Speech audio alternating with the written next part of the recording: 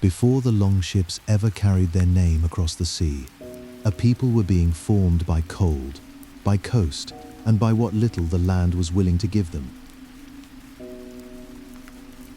They are the Vikings. They lived at the edge of the world. The winters were long and the soil was thin. The sea, for all its danger, was the one road that led anywhere at all. What they built from that hard beginning reaches far past the raids we remember. It moves through farmsteads and assembly grounds, through looms and longships, through trade routes stretching east to Baghdad and west to a shore no one back home believed existed. The sword, it turns out, was only ever the smallest part of it. If you find this kind of patient, immersive exploration meaningful, a like and a subscription help the next story get made. Sharing with a single person who thinks this way is the most powerful thing you can do. Let your shoulders settle. Let the noise of the day fall away. And allow the world to grow quiet as we step back into the Norse north. This is the world of the Vikings. The house they lived in was long and low, its walls curving outward like the hull of an overturned boat. Under that single roof, families and their animals wintered together. They shared the same warmth against the cold pressing in from the fjord, and the same close and crowded dark. The cattle stood at one end, breathing steam into the gloom. The people slept along the sides, near the long central fire that ran the length of the hall. The air inside was thick with peat smoke and the breath of the animals. It never fully cleared. Through the long dark months that closed and smoky space bred parasites and quiet sickness in the gut. There was little ventilation and no escape from it. So a people famous for washing their bodies carried, all winter long, the foulest air imaginable in their lungs. Cleanliness for them was a thing of the skin. The air was simply endured. The day began before the light did. There was no midday meal to break the hours apart. There were only two settings of food, one in the mid-morning, one in the late evening. The first they called dagverd, the last they called nutferd. Everything that fell between the two was work, stretched thin across the pale northern daylight. Fields and animals, wool and wood, water carried and fires fed. There was no pause built into the shape of the day, no third meal to mark its middle. There was only labor from the first bowl to the last. Hunger was a companion held at arm's length until evening. When the second meal came at last, it came to bodies that had truly earned it. The bowl in the evening was the reward for a day given wholly to work. And beyond the fire's reach, the dark had already returned. The staple of that table was barley, and barley meant the quern. It was one of the first sounds of the morning, the low grinding turn of stone on stone. Every single day, the grain was crushed between two heavy stones turned by hand. The upper stone was worked slowly against the lower, hour after patient hour.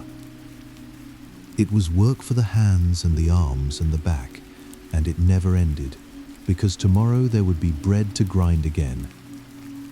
But stone grinding against stone gives up a little of itself with every turn. Fine grit shed into the flour, and the flour became bread. And the bread was coarse and grey, and full of tiny chips of rock. You could feel it as you ate, a faint grinding at the teeth with every bite. It was not something a person noticed as harm.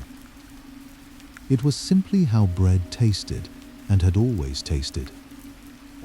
A little of the millstone came with every meal. Yet over a lifetime, that same daily loaf wore the teeth down toward their very roots. We know this because the ground itself remembered them. Ash preserves what soil would have taken. At a farmstead called Skeljastaddir in the south of Iceland, the volcano Hekla buried a whole community under ash. This was in the year 1104. Beneath that ash lay 59 adults, their jaws preserved exactly as they were in life. The wear on their teeth is severe. It is worn flat and worn deep in a way that speaks of a long and gritty diet. Here was a whole village, sealed in a single moment. Its every hardship was written plainly in the bone. But some of the damage tells a stranger story than grit alone. The enamel shows acid erosion. It is the same pattern a dentist today would read as the mark of someone drinking sweet, sour drinks all day long. The cause was not sugar. The cause was their own food and their own drink, taken faithfully every day of their lives. So much of that food came from milk. Skimmed of its cream, the milk was set with rennet drawn from the stomach of a newborn calf. Left to thicken, it became skyer, a dense, sour, protein-rich curd. It was simple to make and it kept well. A bowl of it was cold and thick and faintly sharp on the tongue. It fed the household through the leanest part of the season when little else could be had. It was food and drink and comfort in one bowl. Children grew up on it and grew old on it. And it never truly disappeared from the north. In Iceland today, skyer is still made and still eaten. The recipe has scarcely changed. It is a taste carried unbroken across 1,000 years, from the same cold farms to the same cold tables. Nothing on such a farm was wasted, least of all what the sky left behind. Making it drew off the way, a thin and cloudy liquid the Norse did not pour away. Salt in the north was a costly thing, imported and scarce. And salt was how the rest of Europe kept its meat and fish from rotting. Without much of it, the Norse made the whey do salt's work instead. Left to ferment for months, sometimes for years, it soured into syra. It became a sharp, acidic bath that could hold food against decay through the long dark. This was the whole difference between eating in winter and going hungry. In a land without cheap salt, the sour vat was survival itself. The smell of it must have filled the storeroom, sharp and sour and unmistakable. Into these vats went joints of meat and whole animal heads.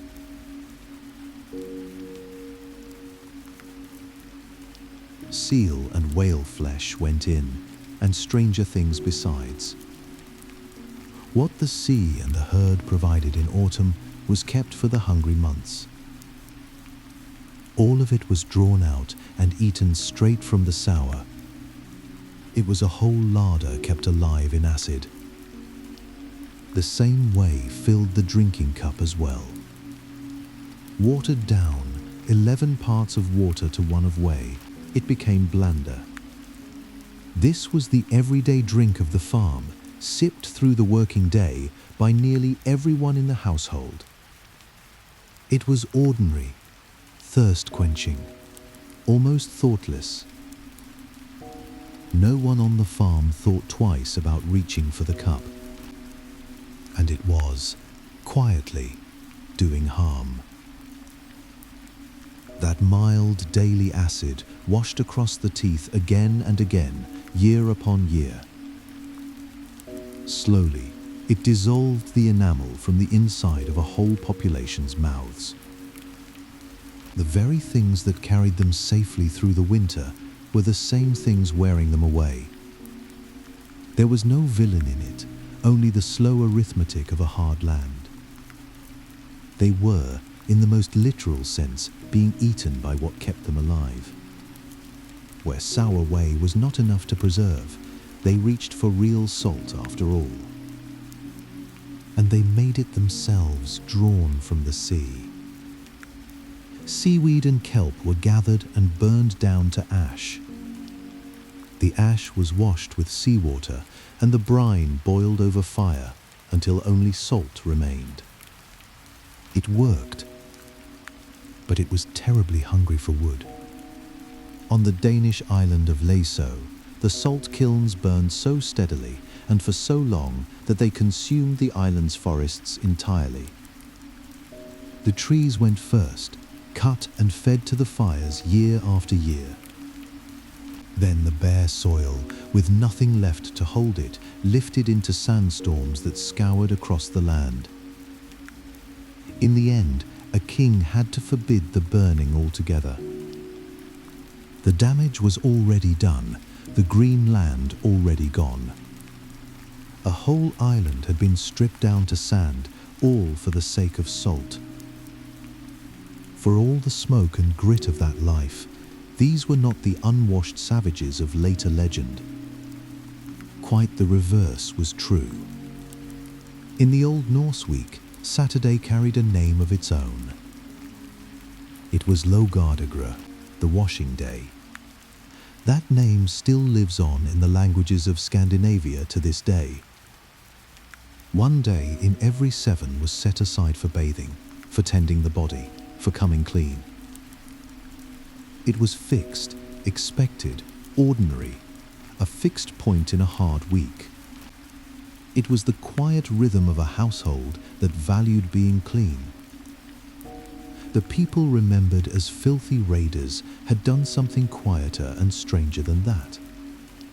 They had built a standing appointment with cleanliness into the very shape of their week. The graves make the point plainly. Buried alongside the Norse dead, again and again come the small tools of grooming. There are combs and tweezers, ear spoons and slender picks for cleaning beneath the nails. These were not treasures. They were the ordinary equipment of a person who cared how they looked and smelled. A comb was no trifle to these people. It mattered enough to be laid in a fitted case of its own, carved to guard its fragile teeth.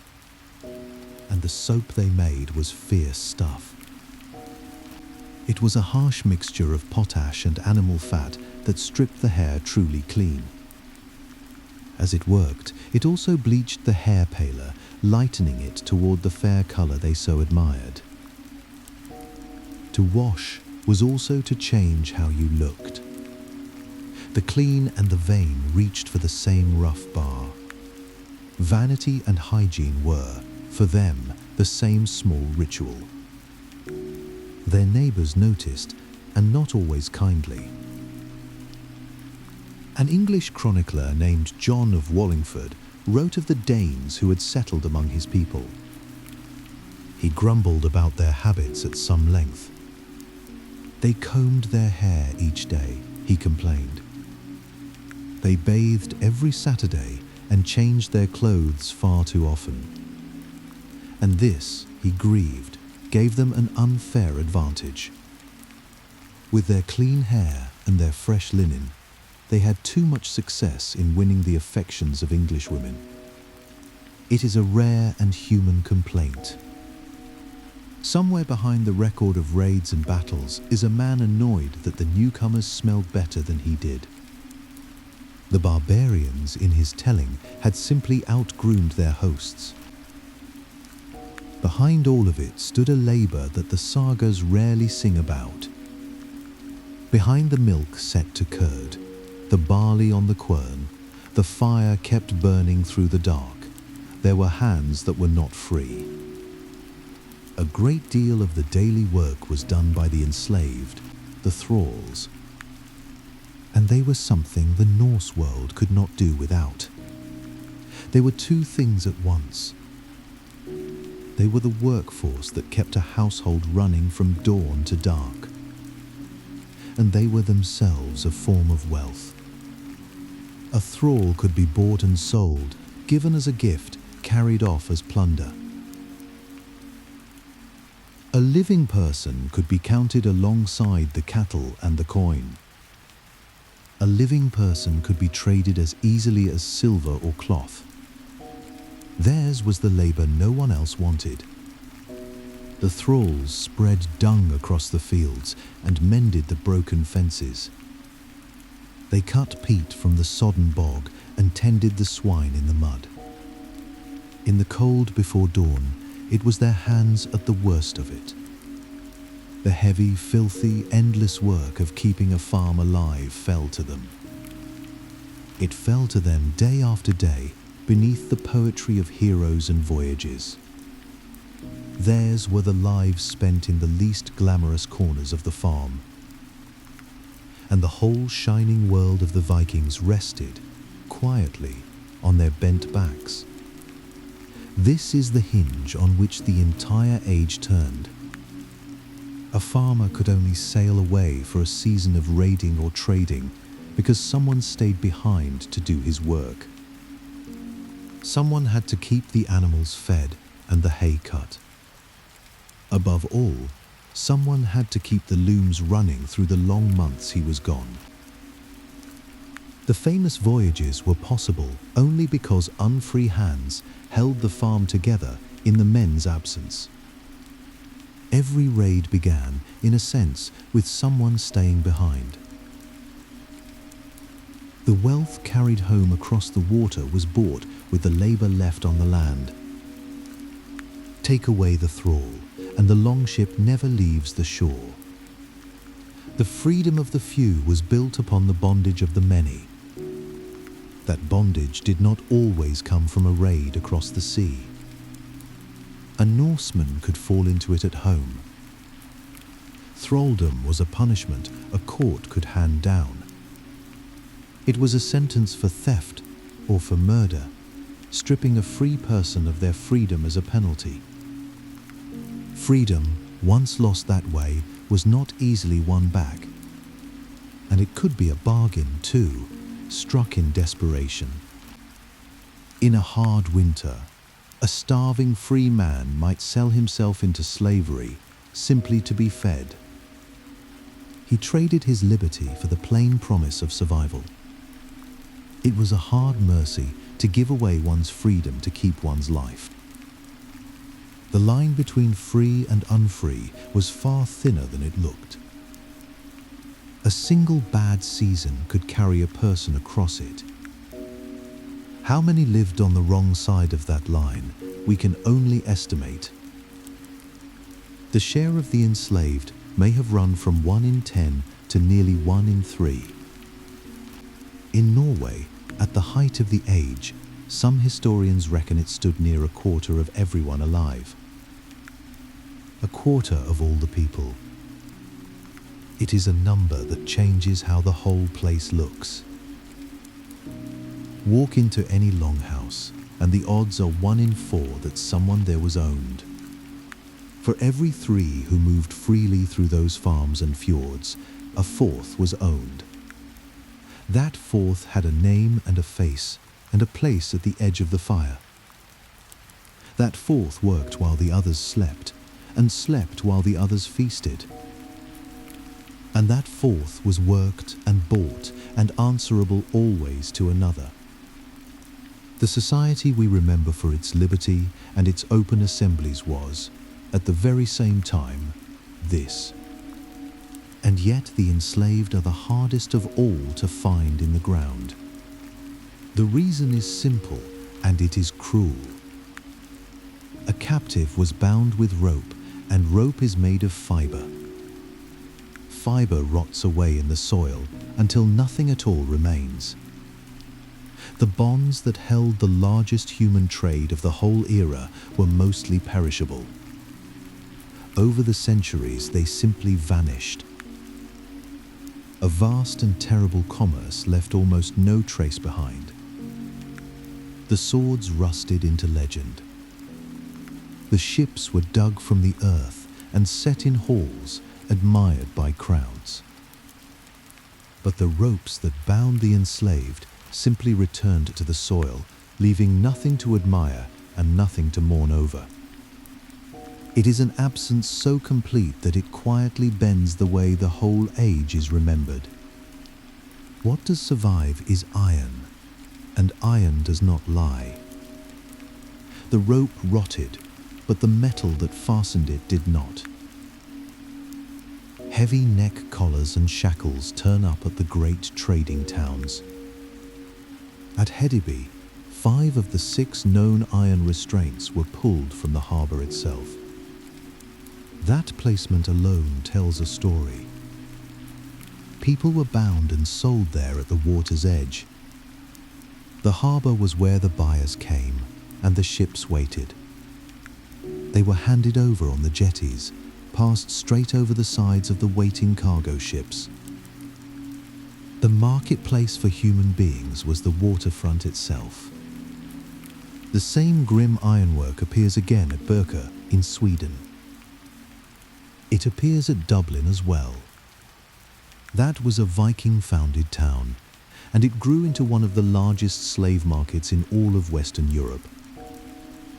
The trade in people was not a shameful secret at the margins. It was a thing towns were built around, a business as steady as fish or furs. This was no accident of a few cruel men. It was built into the ports, laid along the jetties, woven through the trade itself. And so the hidden labour of the farm reached at last down to the water, where it was loaded aboard and sold. Before any of it could float, there was a tree. An oak, standing in a northern forest, its trunk thick and straight and centuries old. The shipwright did not saw it into planks. He read it first, feeling for the way the grain ran up through the living wood. Then he split it, following that grain, driving wedges down the length of the trunk until it opened along its own natural lines. Each plank came away thin and clean, the fibres running unbroken from end to end. A saw would have cut straight across those fibres, leaving lines of weakness for the sea to find. Splitting left every fibre whole, and so left every fibre strong. What emerged was a board both light and strong, curved slightly by the wood's own memory of the living tree. The whole ocean began here, in a single trunk read like a map before it ever touched water.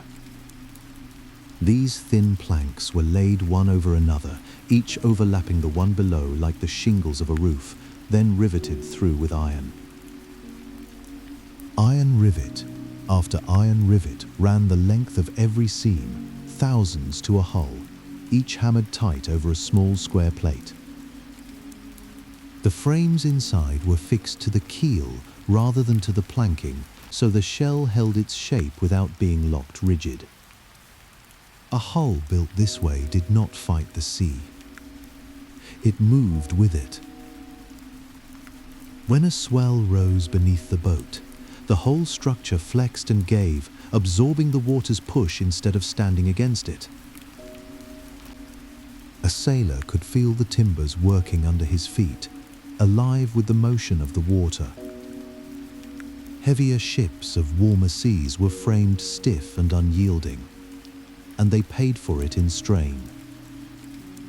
The Norse boat breathed with the waves, bending where others would have cracked. A boat built to give with the water needed almost none of it to float. Emptied of cargo, a Viking hull could ride in 1/2 meter of water, shallower than a person standing waist deep in a river. That single fact quietly erased a distinction the rest of the world took for granted. Elsewhere, a ship of war was a heavy thing that needed deep harbors and could be met at the coast. There was no need here for a harbor, no need for a dock, no channel dredged deep to receive the boat. It could cross open sea, turn up a river mouth, and run its bow straight onto the sand. Men could step from the deck into shallow water and wade ashore before anyone knew they had come. A warship and a landing craft had always been two different things. Here they became one. It arrived on quiet shores where no one had ever thought to build a wall. The whole vessel was turned by a single blade at the back. It hung on the right side of the stern, a broad wooden oar the steersman leaned into. He read the water through the pressure in his hands, feeling the sea push back against the blade. It sat on the right because most hands are stronger on the right, and a steersman needed his best grip on that oar. The Norse called that side the steering side, the board where the steering happened. The word crossed the centuries almost untouched. Every sailor who says starboard today, naming the right-hand side of any ship afloat, speaks a small piece of Norse boat handling without knowing it. A gesture from a wooden deck 1,000 years gone, still worn smooth in an ordinary word. Not every hull could face the open ocean, and the earliest ones did not try. The Oseberg ship, lifted from Norwegian soil in the early 20th century, was carved around the year 820. It is a graceful thing, long, low, its prow curling into a carved spiral, the woodwork dense with animals twisting into one another. But its beauty was built for sheltered water. Barely more than 20 meters long, its structure suited the calm of the coast, not the weight of Atlantic swells. It marks an early point on a slow line of learning. A boat that could carry the dead in splendor along a fjord, but could not yet be trusted to the deep. The vessel that crossed oceans was still generations away. That leap, when it came, hid inside a single joint. The Gokstad ship, laid down around the year 890, looks at first much like its ancestors. The difference sat where the mast met the hull. Its builders had reinforced the mast support, spreading the strain of a full sail across the ship's spine instead of letting it gather at one straining point. That reinforcement is what let a boat stand up to the open ocean. It could take the twist and heave of deep water without tearing itself apart. The gulf between a coastal craft and a true ocean goer came down to something quiet and structural. A single beam carefully braced into the body of the ship. Some of the finest evidence we have of these ships survives because someone chose to destroy them. In a narrow channel in a Danish fjord, around the middle of the 11th century, 5 working vessels were deliberately filled and sunk. They were meant to block the waterway against attack, a barricade of ships laid across the water. Whoever gave the order was spending 5 usable boats to close a single approach. They settled into the mud and stayed there, forgotten, for 900 years. The cold, still water kept the wood from rotting as it would have in the open air. When they were finally raised in the middle of the 20th century, the seabed had preserved what the surface never could. An act meant to close a channel and turn away raiders had done something else entirely. Without anyone intending it, it kept the clearest record of Norse shipbuilding safe in the dark for 1,000 years. What those sunken hulls revealed was not one boat, but several kinds. By the 11th century, the single all-purpose vessel had given way to specialized craft, each shaped for a different life. One was slim and fast, built low and narrow for speed and for reaching shallow water. Another was broad and deep, built to carry weight across long distances. The same society was making both. The sleek instrument of the raid and the heavy carrier of the trade run side by side in the same yards. A people are revealed by the tools they choose to build, and here the choice was to build both at once. The warship among them had travelled before it ever sank. One of these long vessels, some 30 meters of oak, had been built far from home. It came not from Scandinavia, but from the Norse quarter of Dublin on the far side of a sea. By then, Dublin was a Norse town, its shipyards turning out craft for men who thought of Ireland and Scandinavia as two ends of one world. This one carried a sail of more than 100 square meters and a crew of 70 or 80 men. Almost every choice in its making bent towards speed. Cargo room was given up for narrowness and reach.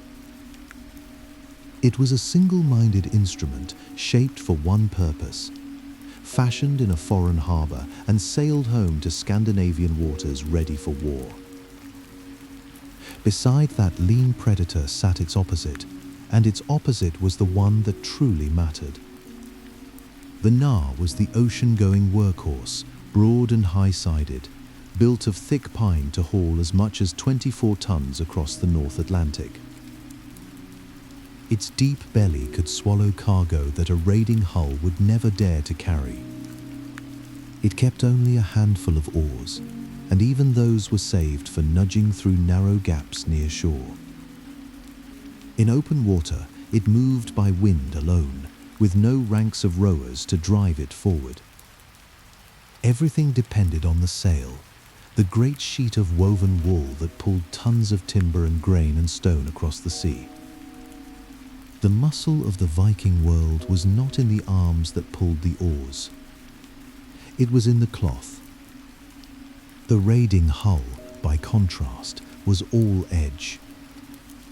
One of the war vessels could sit in barely more than half a meter of water and still cut across the waves at 15 knots. Neither quality alone would have been enough. Speed without shallow draft would have kept it to deep channels, easily met and blocked. Shallow draft without speed would have left it crawling within reach of every defender on the bank. Together they made something almost impossible to stop. A boat that arrived faster than warning could travel in water too thin for anything sent to catch it. The whole terror of the raid lived in that pairing. Once a hull like that pushed past the last sight of land, a different kind of knowledge took over. There were no charts, no instruments, no needles swinging toward the north. Instead, there was the line. A navigator would fix his north and south position and then simply hold it. He judged that position by the height of the sun at midday, or the pole star at night, sitting steady in the northern sky. He ran east or west along a chosen parallel until land rose ahead. The long road from Norway to Greenland followed one such line, hugging a latitude far in the cold north. The method was patient and unglamorous. It asked for no grand instrument, only a steady eye and the discipline not to drift. Find your line across the water and stay on it, day after day, until the shape you were waiting for lifted over the edge of the sea. Holding that line meant reading a sea that spoke in signs. When a navigator was unsure of land, he might loose a raven from the deck and watch which way it flew. A bird carried aboard would circle, then fix on the nearest shore and fly for it. If it found nothing, it returned to the mast, and the ship sailed on. He learned to read the swells, the way an unseen coast bent the waves and sent them back at an angle. He watched the sky for the particular clouds that gather and hang over land, still hidden below the horizon. Even the color of the water, the drift of weed, the birds that fed near shore all told him something. Everything a modern sailor would read from a lit screen was carried instead behind a weathered pair of eyes. The whole ocean was a text, and these men had spent their lives learning to read it. To learn the sea beneath the keel, they lowered a rope. A lead weight was tied to its end and dropped over the side, sinking until it touched the bottom. Sometimes the base of that weight was smeared with tallow, and it came up with sand or shell pressed into it, telling the crew what lay below. Then the wet line was hauled back and measured. It was measured against the body, arm over arm, the rope pulled in across the span of a man's outstretched arms. Each full reach was counted as the line came aboard. That reach, from fingertip to fingertip, was the fathom. The depth of the cold water below the hull was reckoned in the width of a human being standing with his arms flung open. The sea was vast and unknowable, and they measured it in the shape of themselves. Even the sun could be found when it refused to be seen. The old stories speak of a solarstein, a sunstone, used to locate the hidden sun through cloud and fog. For a long time, this sounded like the ornament of a tale, a poet's invention. But there are crystals in the northern world, clear calcite, and stones like cordierite that bend and filter light in a way the eye can use. Even light scattered evenly across a grey sky still carries a faint order within it, invisible to us, but not to the stone. Held up and turned against that sky, such a crystal shifts in brightness. At the point where it dims to its darkest, it points toward the sun no eye can find. It was a trick of light, worked by hand, reading the polarized sky centuries before anyone had a word for what the crystal was doing. Not every relic of that navigation is so easily explained, and honesty asks that the doubts be kept. A small wooden fragment was found beneath a convent floor in Greenland, incised with fine radiating lines, and it is often called a Viking sun compass.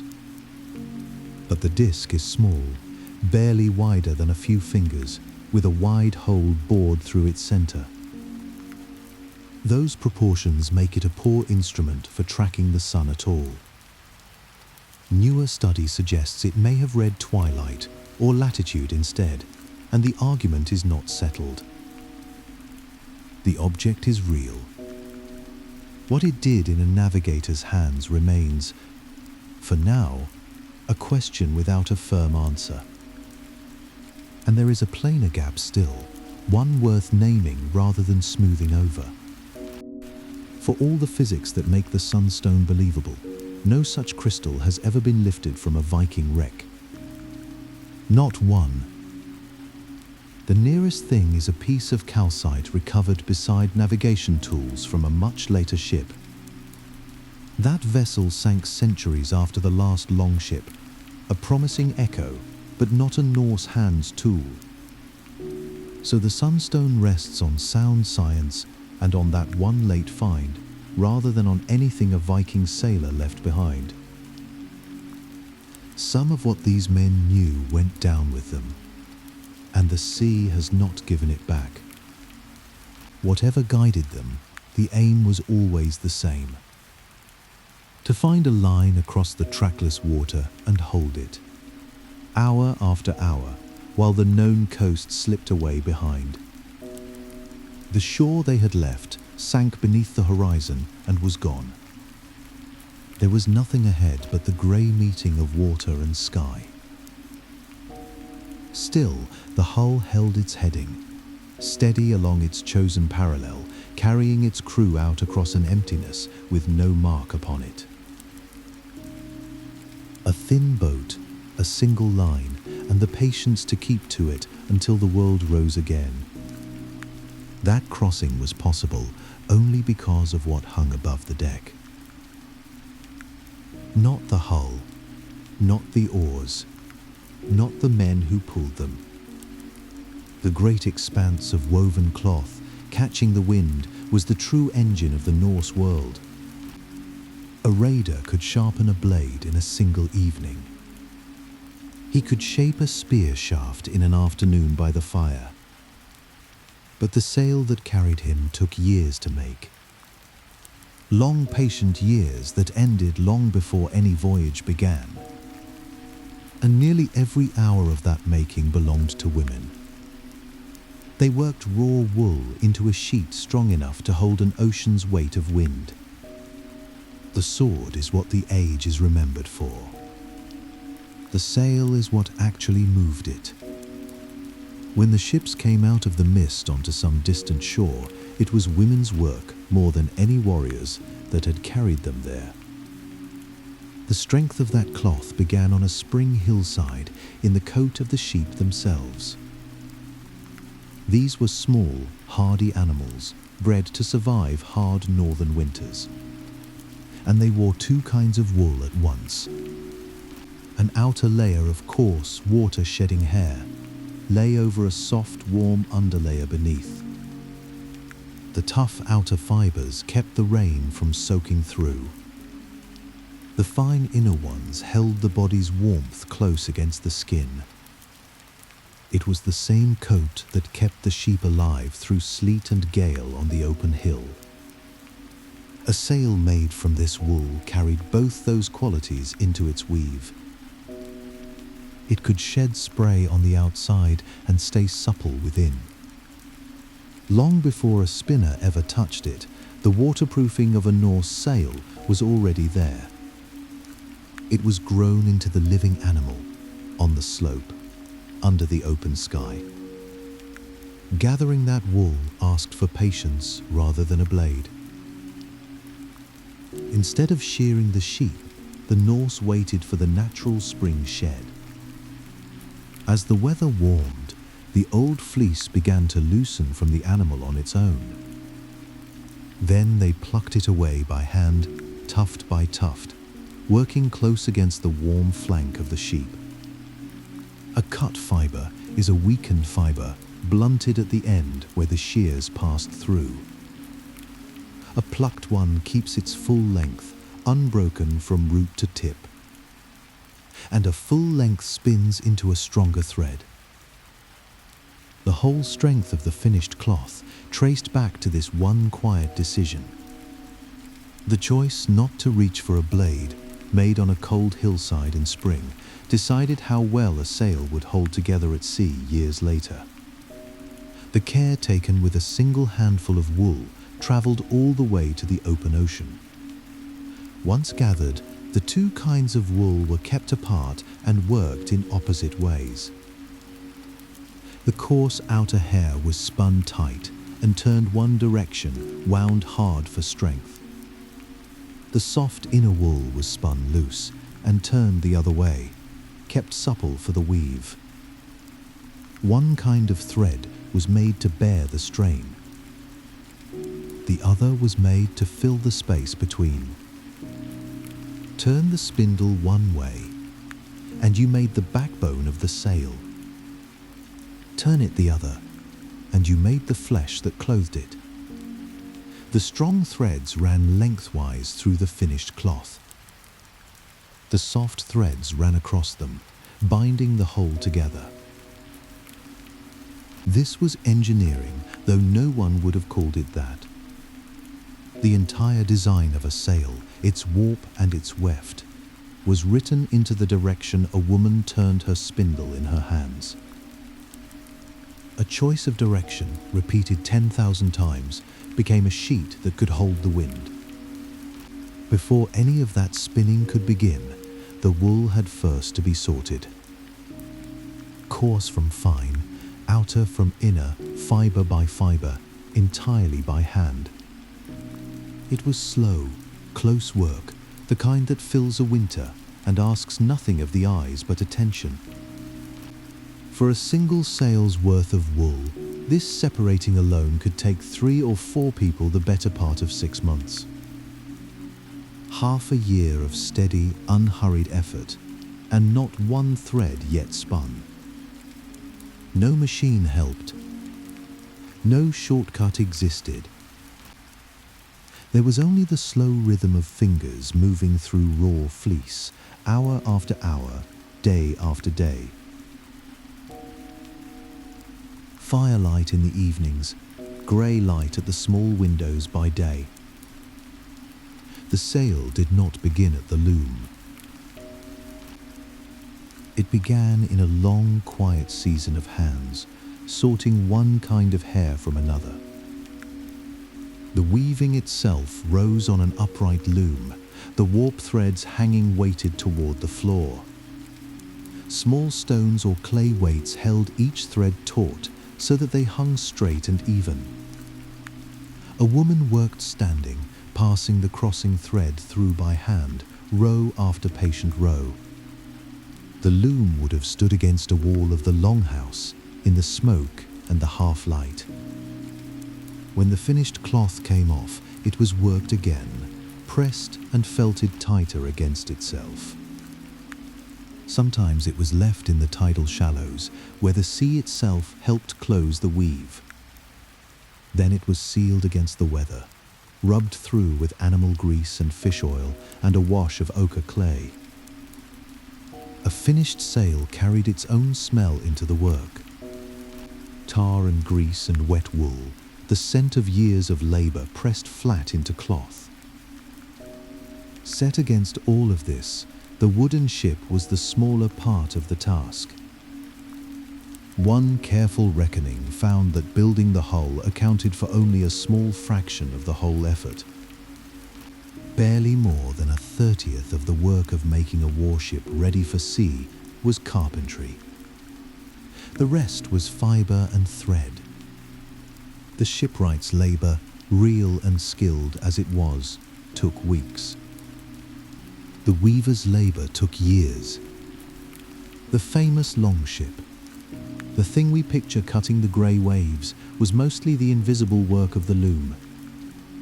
Only a little of it was ever the axe. The image of the shipwright bending timber is real enough, but it hides the far larger crowd of spinners and weavers standing behind him. Their hands never touched the boat, and yet without them it could never have sailed. The full scale of that labour is hard to hold in the mind. Outfitting one great warship, a vessel built for 100 oars, has been estimated at something near 84 years of human work. Not 84 years spread across many hands at once, but the equivalent of a single human life given whole to one ship. A person could be born, grow old, and die in the time all that cloth took to make. Sail and rigging rugs against the cold, clothing for the crew. Nearly all of it textile. Nearly all of it done by women, one thread at a time. When such a ship slid down the beach and took the water, it carried a lifetime with it. A whole span of quiet effort, standing invisible behind a single hull. Narrow it to the sail alone, and the weight barely lessens. The canvas for one large warship has been reckoned at more than 10,000 hours of spinning and weaving. Several skilled women, working steadily side by side, would still need years to finish a single sheet of it. There was no faster path to a sail, and everyone who made one knew it. The spinning could not be hurried. The weaving could not be skipped. A woman might begin a sail as a young wife, and see it finished with grey in her hair. Every square of cloth that would one day fill with wind was a slow gathering of days. Each of those days could not be rushed, and each was turned patiently into a thing that might one day cross the open sea. The raw wool itself came from whole flocks. A single ordinary sail, the kind rigged to a modest coastal boat, swallowed roughly 2 tons of raw fleece. That was the yearly wool of somewhere between 700 and 2,000 sheep. Not a handful of animals, but a whole grazing flock tended across the seasons. One sail meant that flock a full year of its slow growth and a stretch of grazing land given over to feeding it. The cloth above the deck was rooted in soil and grass. It began as grass eaten on a hillside and ended as canvas straining in the wind. Behind every sheet of that canvas stood a flock of animals and a whole season of their lives.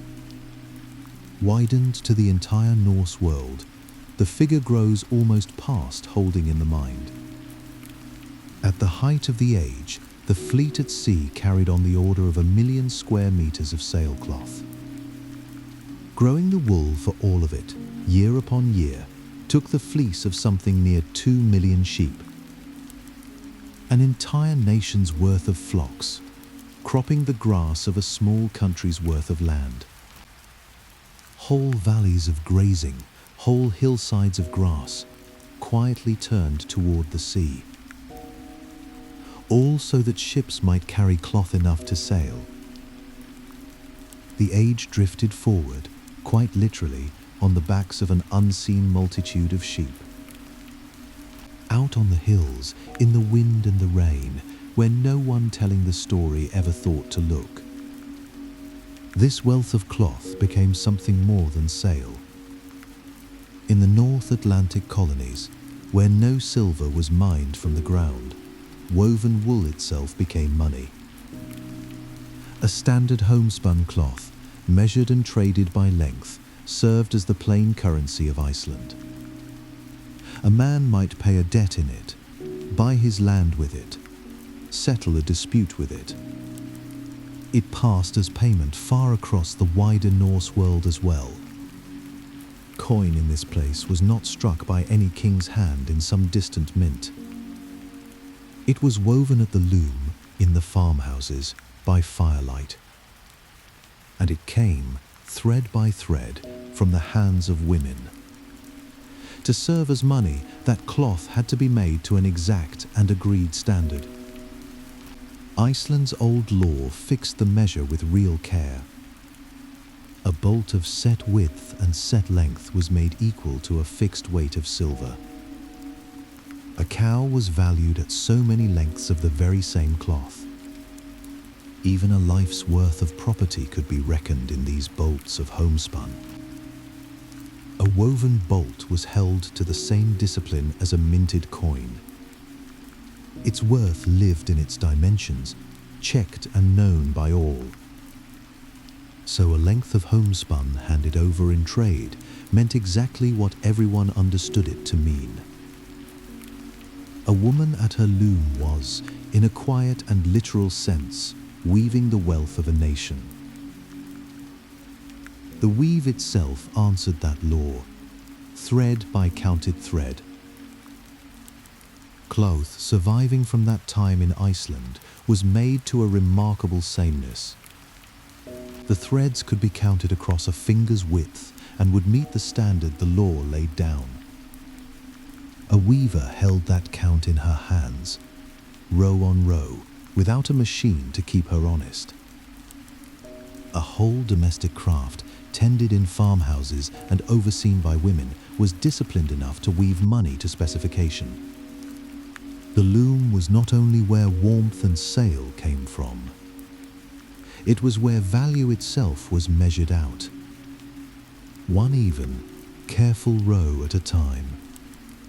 Some who study this cloth have wondered whether it drove the whole age. Perhaps the hunger for grazing land, and for weaving hands was itself a reason the Norse sailed outward. A fleet this large needed wool this vast, and wool needed land, and land lay overseas. Seen that way, the sail might have pulled the ships toward the horizon as surely as any lust for silver. Others hold to the older explanations. Kings gathering power to themselves, younger sons with no land to inherit, southern trade routes falling quiet. That the wool sustained the fleet is beyond question. Whether it first set the ships in motion is a question still gently open and honestly unresolved. And so the finished sail was raised at last, bent to the mast, hauled up into the wind it was made to hold. Ropes creaked, the yard rose, and the great sheet of wool climbed into the salt air. It filled and pulled taut, and the whole weight of the boat leaned into it. Years of plucking and sorting and spinning, of felting in the tide and sealing in grease, now caught the moving air. Everything the loom had held so patiently was given, in one moment, to the sea. A season of sheep, a lifetime of quiet hands, gathered into a single sheet of cloth. Bending to the wind at last. And what carried that hull across the empty water was not the sword. It was cloth. The great sail spread above the deck was the true engine of the Norse world. It was the thing that turned a rowed boat into an ocean goer, able to reach far beyond sight of land. Warriors are remembered for their blades, and the sagas keep their names. Yet the reach of the Vikings rode on something quieter. The raids, the trade routes, the long crossings to distant coasts, all of them depended on a single sheet of woven wool bent above the deck. And that wool was made almost entirely by the hands of women. Many of them were enslaved, working through the long dark of winter, turning fleece into thread and thread into sail. In the sagas, it is the men who sail and fight. But before any of that, someone sat by the fire and spun. The engine of an entire age was made, slowly, on a spindle. The wool itself began on the backs of small hardy sheep grazing the spring hillsides of the north. These were short-tailed animals, weathered to the cold, and their fleece grew in two distinct layers. On the outside lay a coarse, water-shedding hair, long and stiff, that turned the rain away. Beneath it grew a soft, dense undercoat that held in warmth against the wind. One layer kept the wet out. The other kept the heat in. Nothing about this was designed for a ship. It was simply how the animal survived a hard climate, standing out on the open ground through rain and cold. And yet a sail that could face the North Atlantic and stay dry began exactly here. It began in the double coat of a grazing sheep, long before any thought of the sea. The waterproofing of a Viking vessel was, in the end, a quiet gift of biology. There was a right way to gather that fleece, and it did not involve a blade. Rather than shearing the sheep, the Norse waited for the spring shed. In the warming weather, the old wool loosened on its own and began to lift from the skin. Then they plucked it free by hand, a slow and patient gathering they called ruing. The reason lay in the fiber itself. A blade cuts each strand short and leaves the end blunt and broken. That weakens the thread that comes after. Plucking keeps the full length of the fiber intact, and a longer fiber spins into a stronger yarn.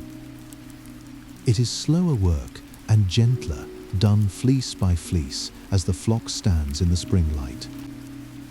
So the strength of a sail, a sail that would one day strain against ocean wind, began with a decision made on a quiet hillside. Not to cut, but to pull. Once gathered, the two kinds of wool was spun in two opposite directions, each for a different purpose. The coarse outer hair was spun tight, twisted hard one way, until it held real strength. That strong thread ran the length of the cloth, forming the vertical lines that took the greatest strain. The soft undercoat was treated differently. It was spun loose, turned the other way, and laid across as the horizontal threads that filled the weave. A sail must do two things at once. It must hold firm against the pull of the wind, and it must give a little so it does not tear. The tight vertical threads gave it strength. The looser crossing threads gave it that small saving give. Strength in one direction, give in the other. The whole engineering of a sail was never written on any plan or drawing. It lived instead in the direction a woman turned her spindle, and in her knowing, without being told, which wool wanted which turn. The labor hidden inside a single sail is difficult to hold in the mind. Long before any cloth took shape on the loom, the two kinds of wool had to be pulled apart from one another entirely by hand. The coarse hair had to be separated from the soft down, strand from strand, for one sail's worth of fleece. This alone could take 3 or 4 people the better part of 6 months. Half a year of several lives given over only to sorting wool.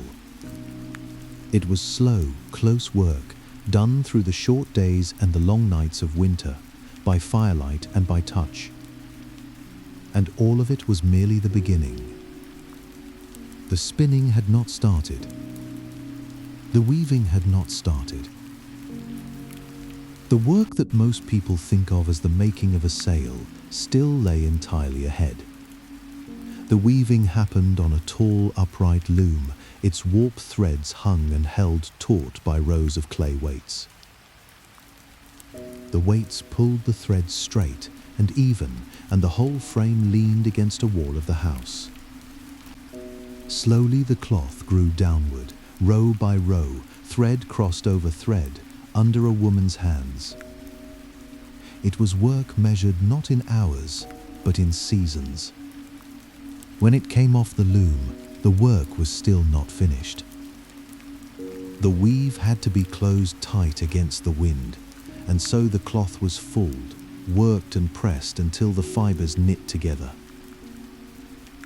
Sometimes the Norse sank it into the tidal zone and let the sea itself do that closing. Then the finished cloth was sealed. It was rubbed with animal grease or fish oil, worked over with ochre clay, until it could turn water like the hide of the sheep it came from. Only now was the sail truly a sail, ready to hold the wind and shed the rain. A working sail did not smell of adventure. It smelled of tar and grease and wet wool and the cold salt of the shore.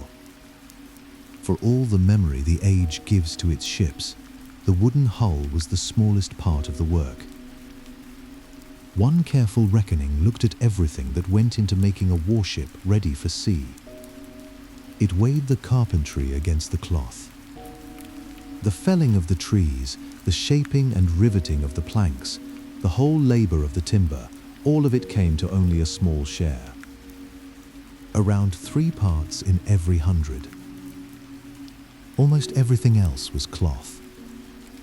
The sail, the rigging, the woolen clothing and coverings for the crew. What the eye remembers as a ship of timber was, in the labor that truly built it, very nearly a ship of wool. Follow that labor further, and the scale of it becomes hard to fathom. Consider one great longship, a vessel of 100 oars, with its enormous sail, its rugs against the cold, its clothing for the whole crew. The full work of outfitting such a ship has been reckoned at something near 84 years of continuous human effort. Not 84 days. 84 years. A single warship held within it most of a human lifetime, spent in patient labor. A child could be born, grow old, and die in the time it took to make one ship ready by a single pair of hands. And nearly all of that labor was the same quiet act, repeated without end, the turning of wool into thread and thread into cloth by women. The sail alone tells the same story in a different figure. A single large warship sail has been estimated to take more than 10,000 hours to spin and to weave. That is not the work of a single winter. Several skilled women working side by side without pause would still spend years finishing the canvas for one ship. And a fleet needed many sails, each one its own long labor. Think of what that sail then went on to do. Every crossing it ever made. Every raid it carried men toward. Every distant harbor it reached far from the hillside where its wool was grown. The men who sailed beneath it may never have known whose hands had made it. All of it rode on years of women's lives, pressed quietly into a single sheet of cloth. The raw material behind that cloth was a landscape in itself. A more ordinary sail, the kind that drove a coastal vessel, took around 2 tons of raw fleece to make. That is the yearly wool of somewhere between 700 and 2,000 sheep. One sail meant a whole flock. It meant a full turn of the seasons, from the spring shed to the next. It meant a stretch of hillside given over entirely to grazing so that the animals could grow the wool. And behind the flock stood the shepherds who tended it, and the hands that gathered its fleece. Only then could a single boat carry that wool, woven and sealed, out to meet the wind. Widen the view to the whole fleet, and the numbers grow quietly staggering. By the middle of the 11th century, the sails of the Norse world may have held something near 1 million square meters of cloth. It is a hard figure to hold in the mind, spread across so many separate ships and harbors. To make that much sailcloth in a single year would take the full year's wool of roughly 2 million sheep. An entire age of seafaring floated on a flock the size of a small country's every animal. Every hillside that could feed a sheep was, in its way, part of the fleet. The Viking Age did not rest on iron alone, or on courage alone. It rested on grass and fleece and the endless patience of the loom. In the far colonies of the North Atlantic, the ground held no silver to mine. And so that same woven wool became something more than clothing and sail. It became money. A standard bolt of cloth, called vabmal, grew into legal tender, the coin of Iceland, and a measure of worth across the wider Norse world. A debt could be settled in cloth. A price could be named in cloth. A worker could be paid in cloth. In a place with no coins to strike, the loom became the mint, and the finished bolt became the coin. And so the wealth of these islands was, quite literally, made on the loom by the hands of women. For cloth to serve as money, it had to be trusted the way a coin is trusted. So it was regulated with a coin's exactness. Under Iceland's old law, a bolt had to measure a fixed width and a fixed length to count as a set weight of silver. A good milk cow was reckoned in a set length of the stuff. So was a stretch of land, or a season of a worker's time. Everything had its measure in cloth. A woven length of wool was governed as tightly as any minted piece, counted, agreed, and written down into the law of the land. And the cloth held to that law in the weaving itself. When archaeologists count the threads in surviving Icelandic cloth, they find a remarkable sameness. The threads run to a narrow band of counts across the width, close to the exact number the old law demanded. This was a craft worked in scattered farmhouses, overseen by women across a distant and thinly settled island. There was no mint. There was no master standing over the looms to enforce it. The discipline lived in the women themselves and in the shared knowledge passed from hand to hand. Yet the weaving held true enough to make money to specification, bolt after bolt, year after year. Some who have studied this world have wondered whether the wool itself helped set the whole age in motion. The argument runs that the hunger for grazing land and for hands to work the loom drove the Norse outward. It may have pushed them, so the thought goes, as surely as silver or the raid. Most historians hold this more carefully. They tie the first push abroad to crowded inheritance, to consolidating kings, to trade shifting far away in the south. In this telling, the wool did not start the ships moving. It kept them moving once they had begun. Whether the loom drove the age or only kept it afloat remains open. What is not in doubt is simpler. No ship left shore until the wool was ready. The fleece gathered. The thread spun. The sail bent at last to the mast. Years of quiet hands now catching the wind. Some ships never sailed at all. They were dragged up out of the water and onto dry land. Ropes and straining crews hauled them inland until the keel that had known only the sea rested on soil that would never move. It must have taken many hands and a long, slow morning of effort to move a whole ship where it was never meant to go. There a chamber was built across the deck, framed and roofed like a small house. The deck that had carried a crew now carried a room. Into it went the dead, laid out with everything a person might need on the far side of things. Then earth was piled over the whole vessel, higher and higher, until a mound rose where there had been level ground. The mound reshaped the skyline.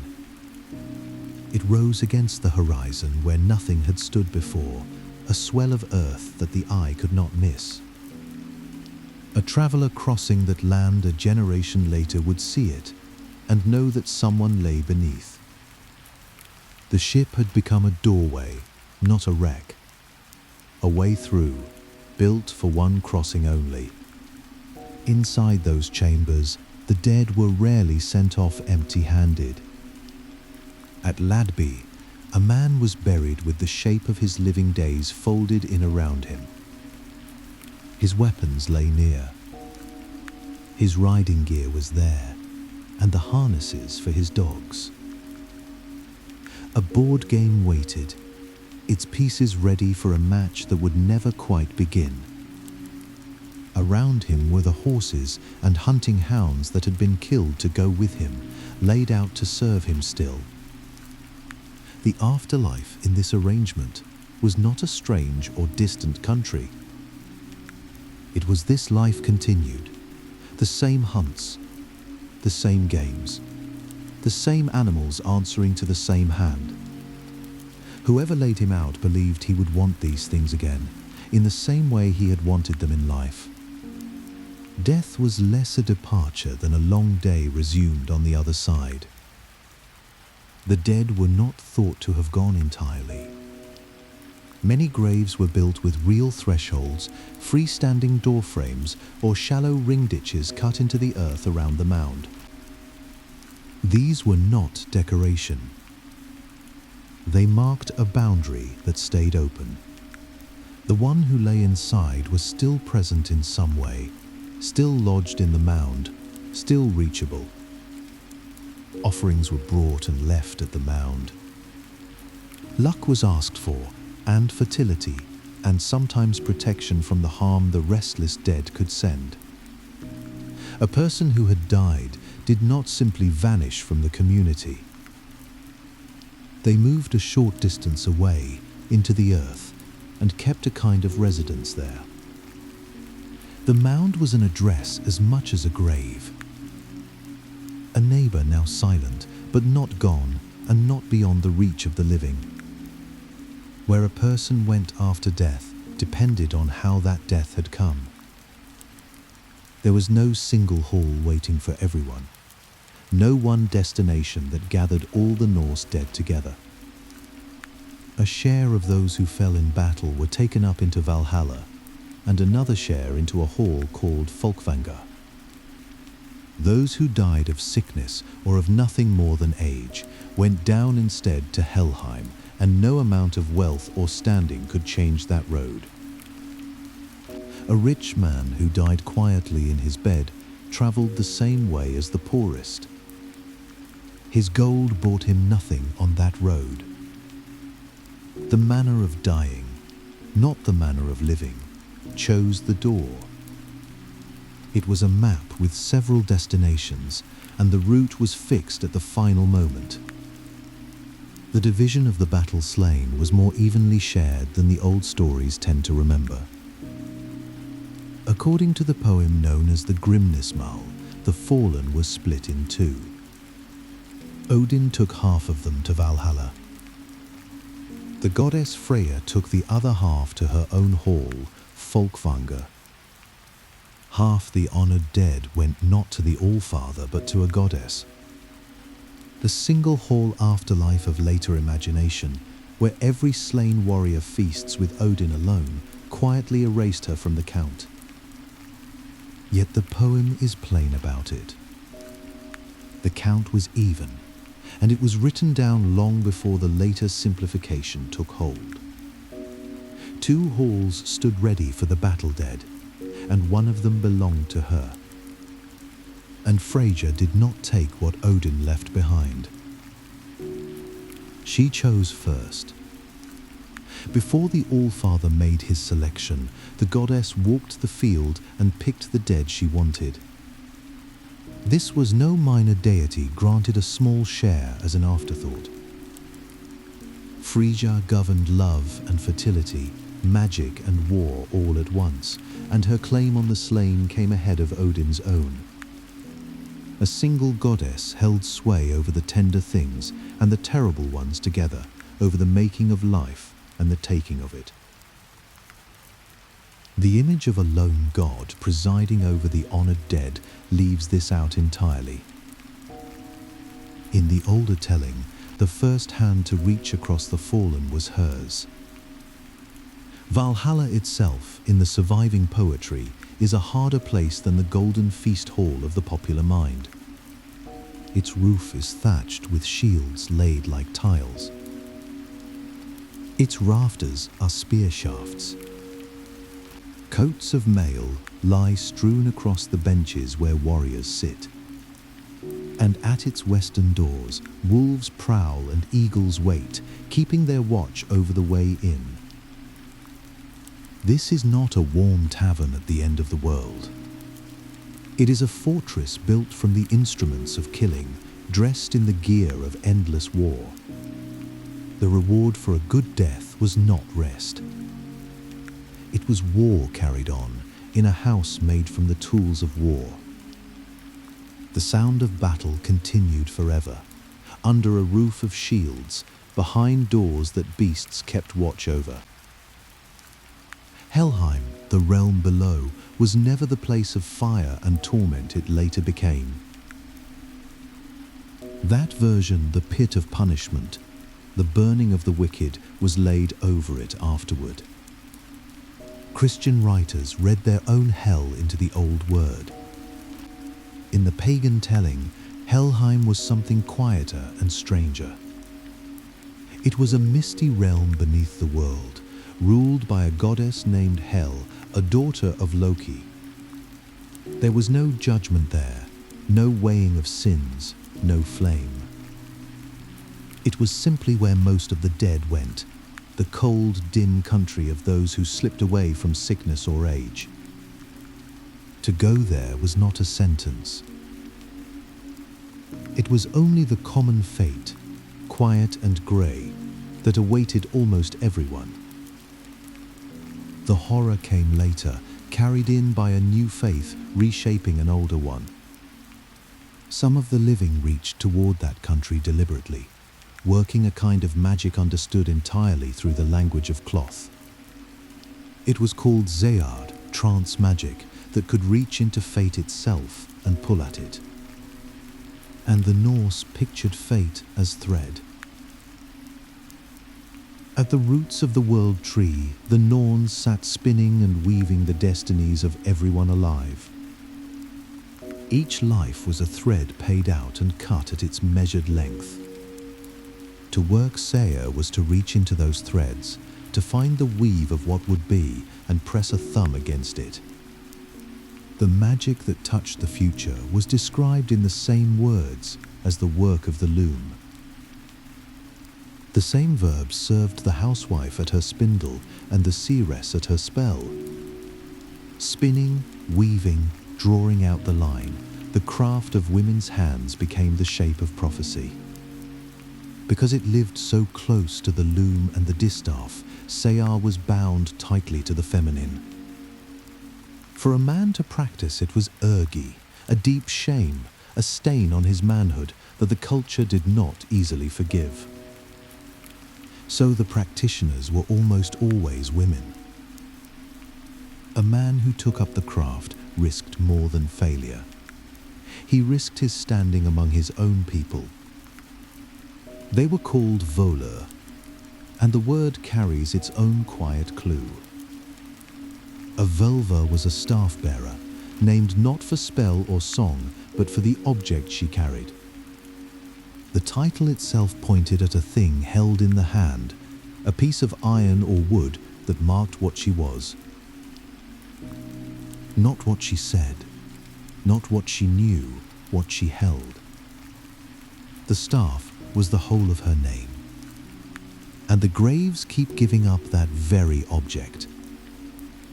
Again and again, where a völva was buried, an iron staff is found beside her.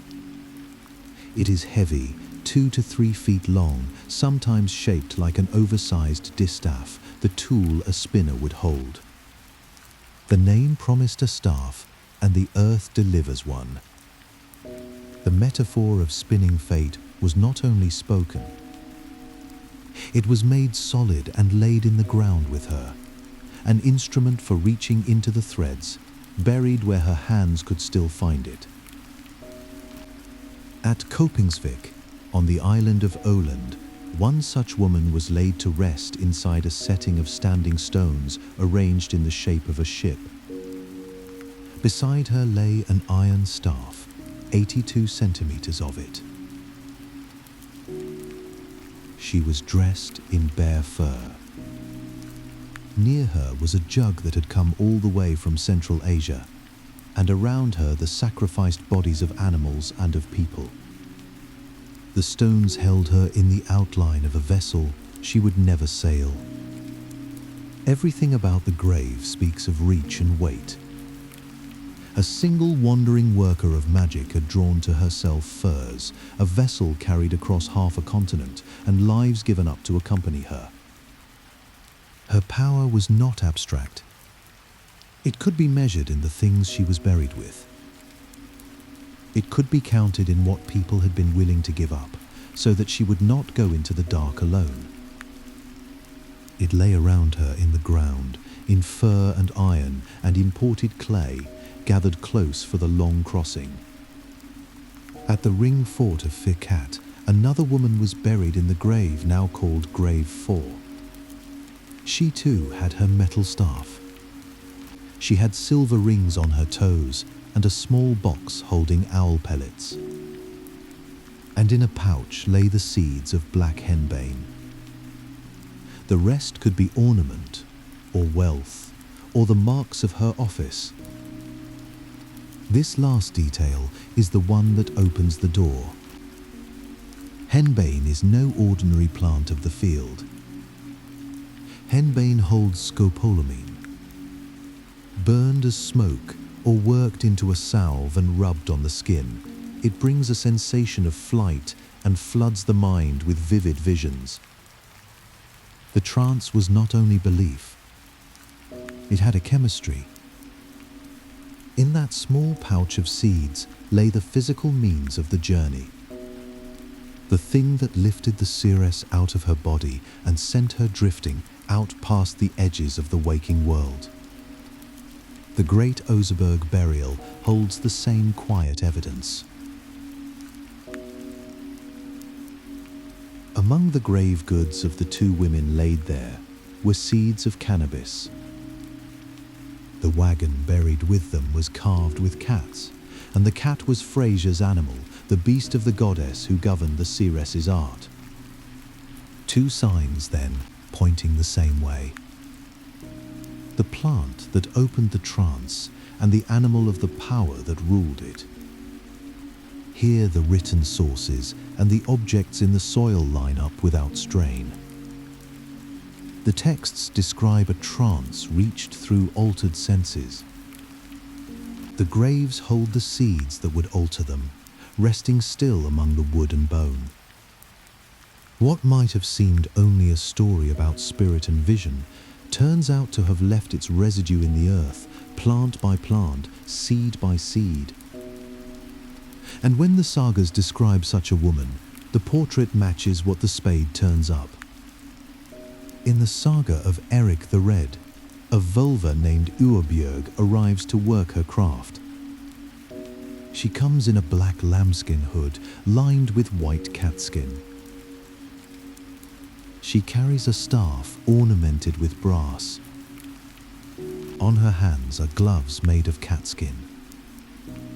Every detail, the staff, the cat fur, the ceremonial dress, echoes what lies in the real graves, the iron staffs and the animal of Freyja. The saga did not invent her from nothing. It described a woman whose likeness was already lying in the ground, waiting to be found. The literary seeress and the buried one are the same figure seen from two directions.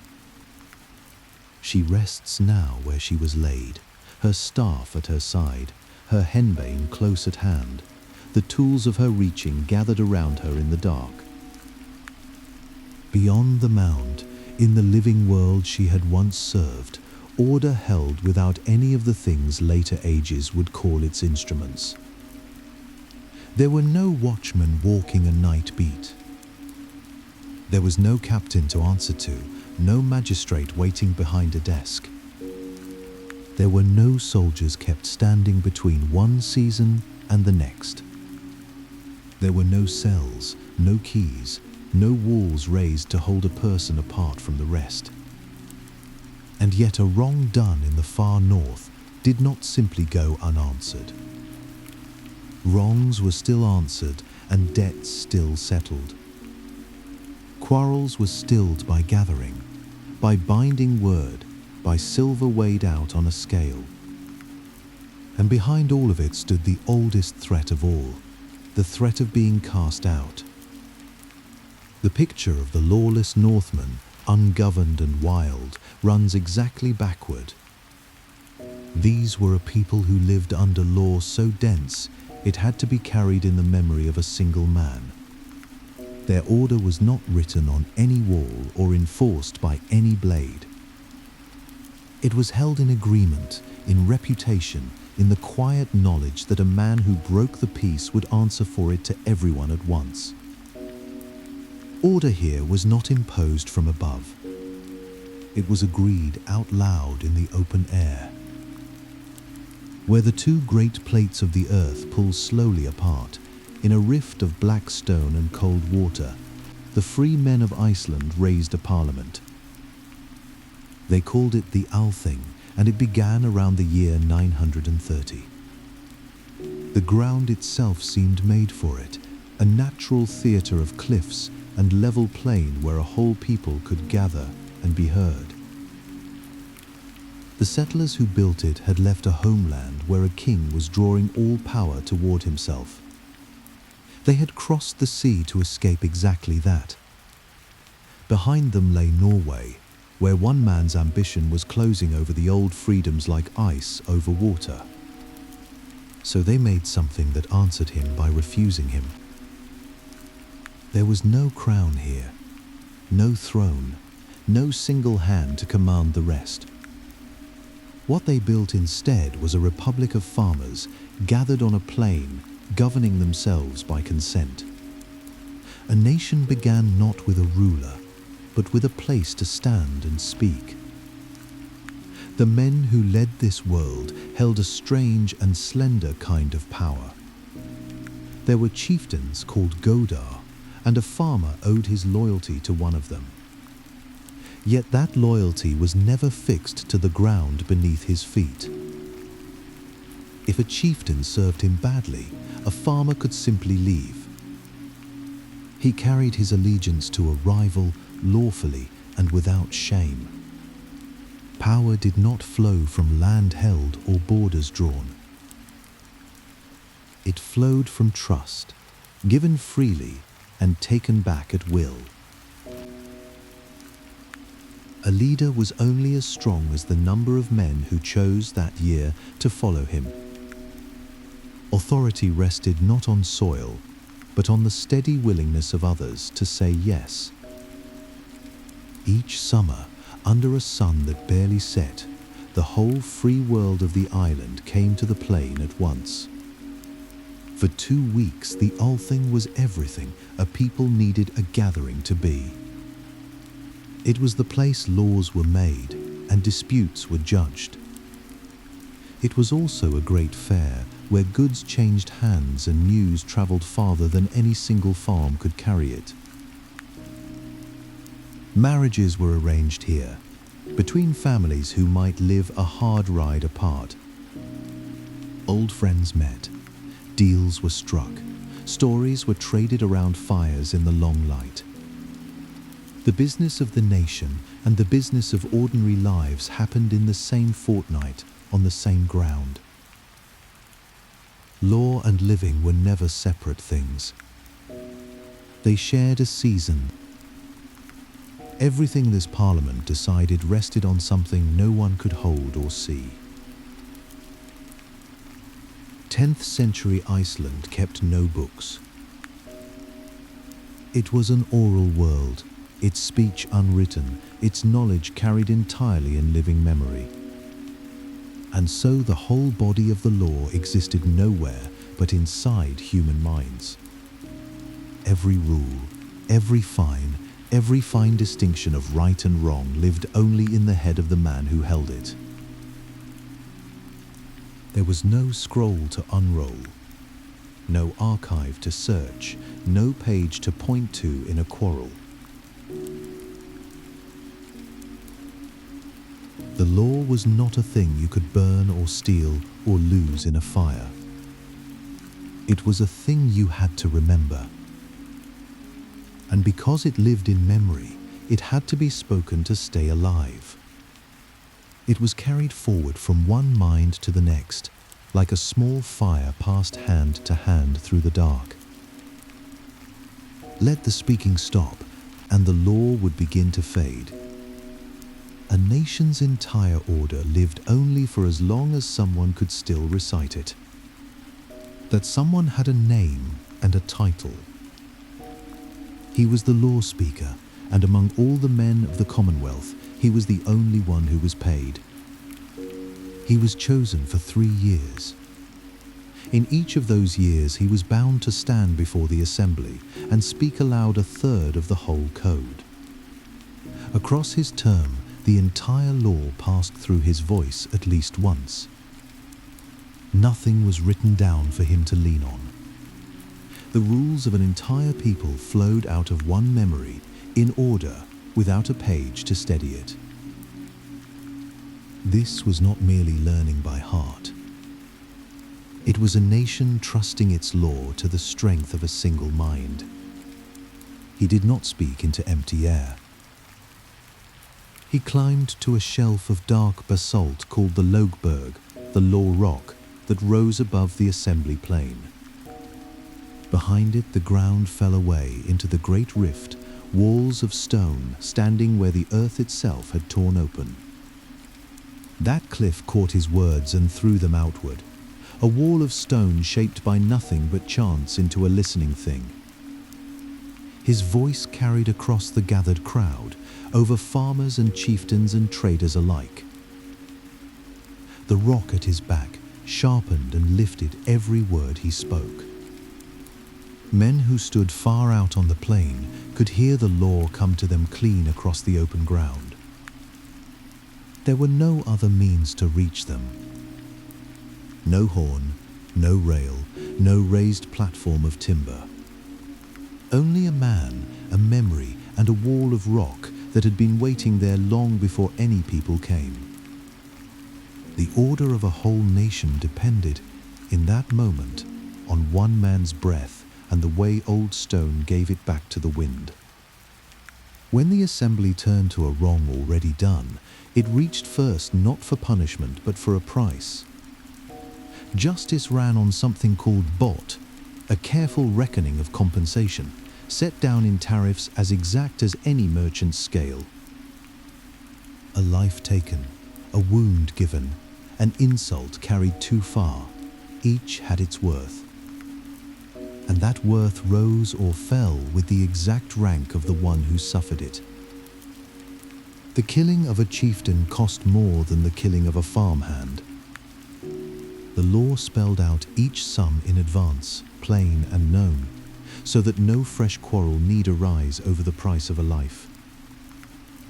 A grieving family could open the code and find already written there exactly what they were owed. The payment was not handed to a single grieving man. It was spread across the whole kin, shared out among a dead man's relatives, so that no one was left alone with his grief and his rage. The purpose behind it was older and colder than mercy. A grief left whole and unanswered would become a feud, and a feud would take more lives than the first. This was how bloodshed was headed off before it began. You paid the family, so the family would not come for yours. Silver could close most wounds, but some could not be closed. Sometimes the payment was refused. Sometimes the crime was of a kind no price could answer, a killing done by night, a truce broken after it was sworn. Then the assembly reached past compensation entirely. It reached for outlawry. This was not a fine, or a beating, or a term of years spent behind a wall. It was the removal of a person from the law itself. To be outlawed was to have the protection of the community lifted clean away, to become someone the rules no longer covered. The law's harshest act was not to strike a man. It was to stop seeing him. There were two weights to this sentence, and the lighter was heavy enough. Lesser outlawry meant 3 years abroad, property confiscated, the homeland closed. Yet even here the law kept a strange mercy. While the condemned man waited for a ship to carry him away, he was granted 3 named places on the island. In those places, no one could lawfully kill him, small islands of safety in a sea that had turned against him. He could stand in them and not fear the blade. Everywhere else, his old world had already begun to let him go. The door was not slammed. It was left open, just wide enough, just long enough for him to find his way out through it. The heavier sentence had no such mercy and no ending. Full outlawry was called skog anga, the forest going, and it was a life laid bare. Every possession was lost. Every tie of family was cut by the law itself. Not even a wife or a child could give him food or shelter without breaking the law in turn. He could be killed by anyone, in any place, at any hour, and his death would cost the killer nothing at all. No fine, no feud, no reckoning followed the ending of his life. He walked the world already counted among the dead. A man still breathing, still warm, and yet, in the eyes of the law, already gone. And when such a man did finally die, even the ground would not fully take him. The full outlaw was denied the rest given to other dead. There was no churchyard for him, no marked plot among his kin, no quiet corner of the settled earth. He was buried on the foreshore, in that narrow band where the tide climbs the green turf and slides back again. Not in the earth of the living, where a settled man was laid. Not in the sea, which belonged to the voyagers and the drowned. He was placed exactly between them, on the edge that was neither. Twice a day the water would come up over him and then withdraw, and neither element would ever claim him for its own. So in death, as in law, he belonged nowhere. The line where water meets land became a grave for those who had lost every other place. Cast out while living, he was cast between worlds once still. Where the law lived in memory, another kind of remembering was cut into stone.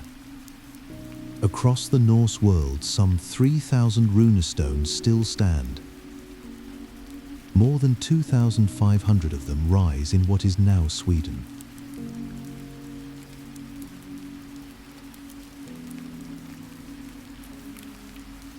Thickest of all in the district of Uppland. Yet for all their number, they tell almost nothing. There are no long tales carved here, no sagas set in granite, no accounts of the great voyages. A runestone boasts. It names a man, marks a deed, claims a right, and then it falls silent. The Norse left thousands of these standing witnesses across the land. What they did not leave, on any of them, was a story you could sit and read to its end. The picture most of us carry of these stones is wrong in a quiet, telling way. They are thought of as pagan things, raid monuments raised to old gods and bloody glory. Most are nothing of the kind.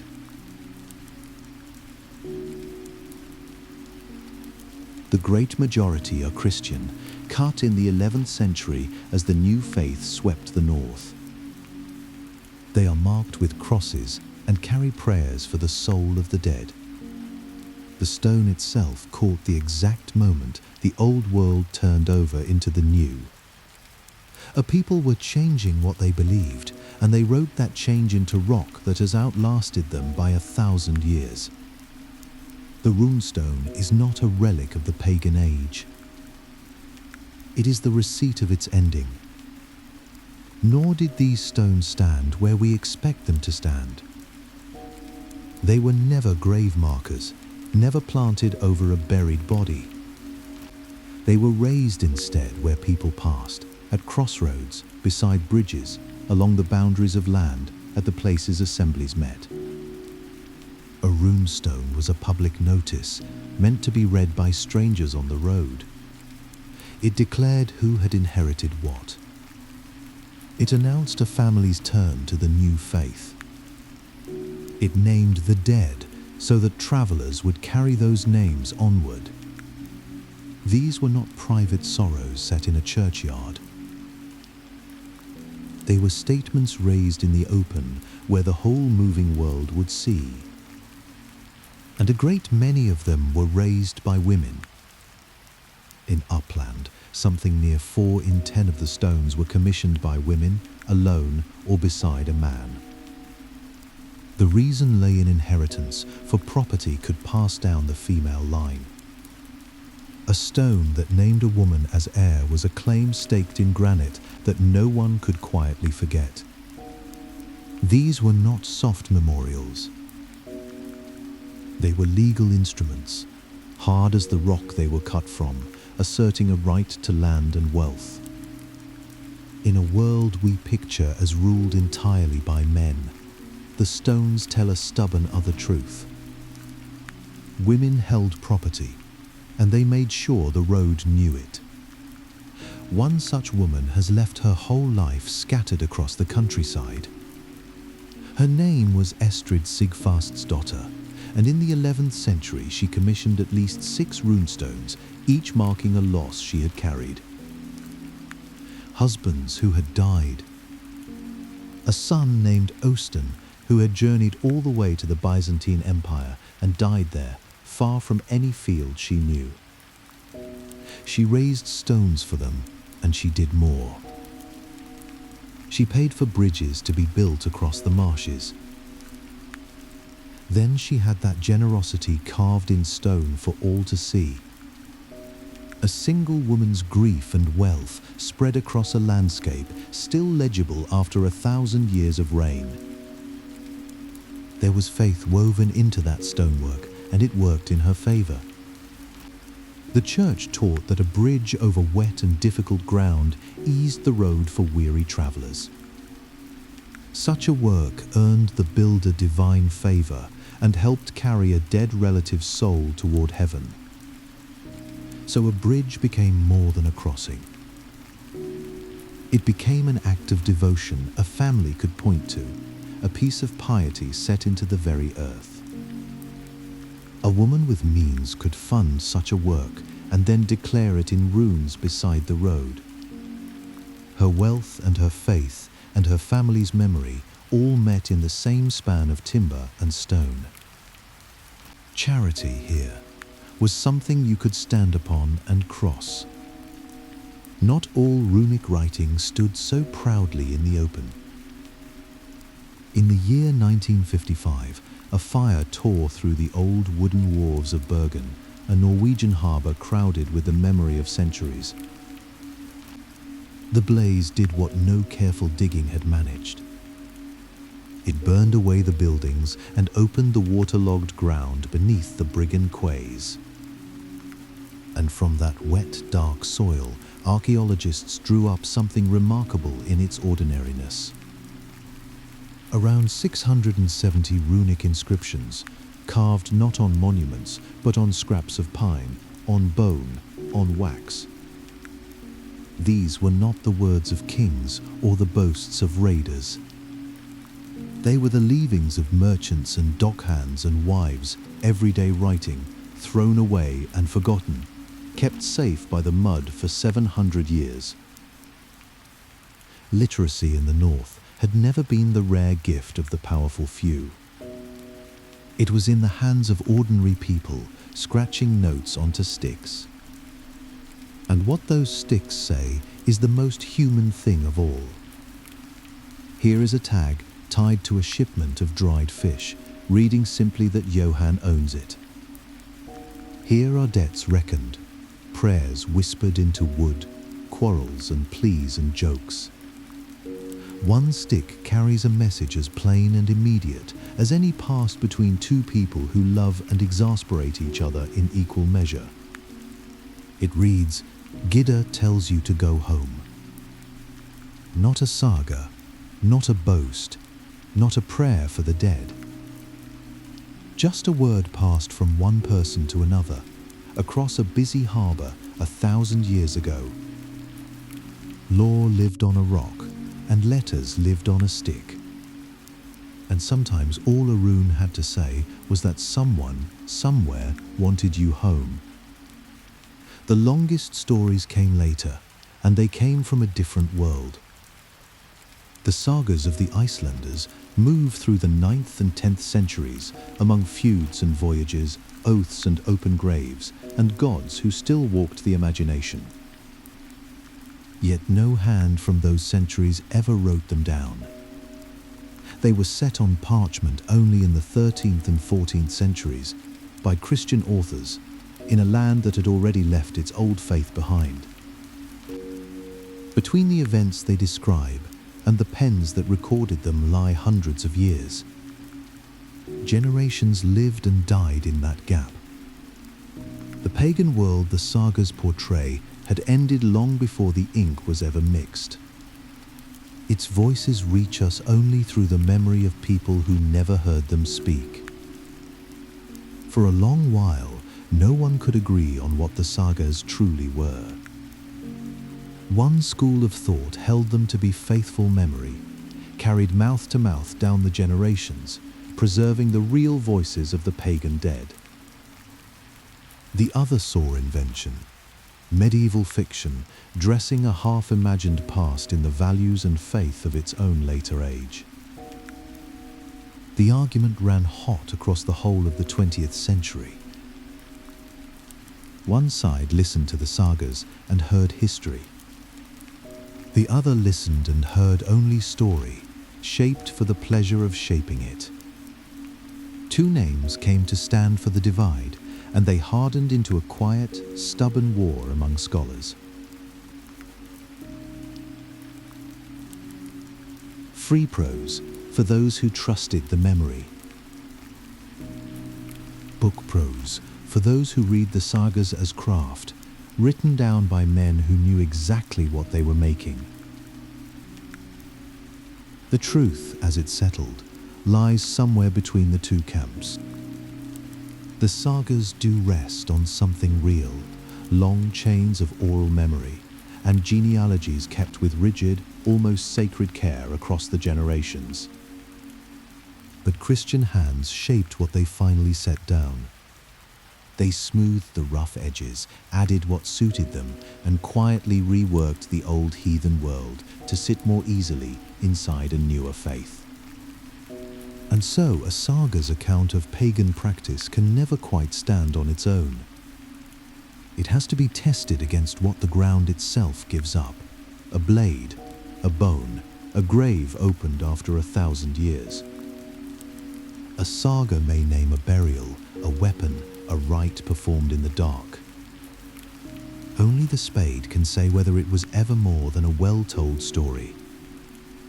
Where the earth agrees, the story holds.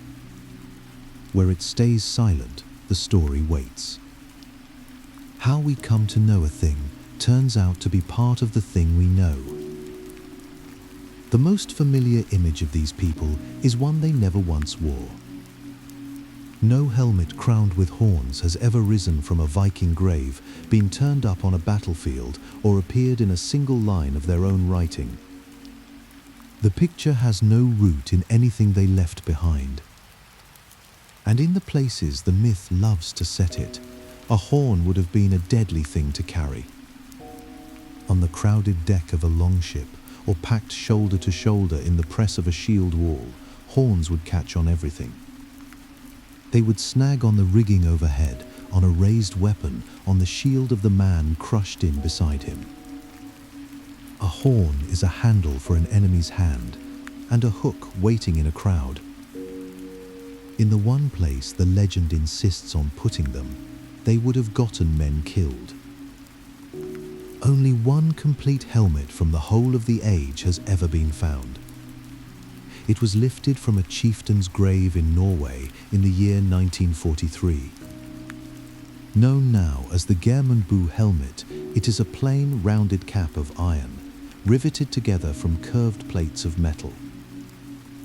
Across the front runs a guard of iron, shaped like a pair of spectacles, set there to shield the eyes and the nose from a driving blade.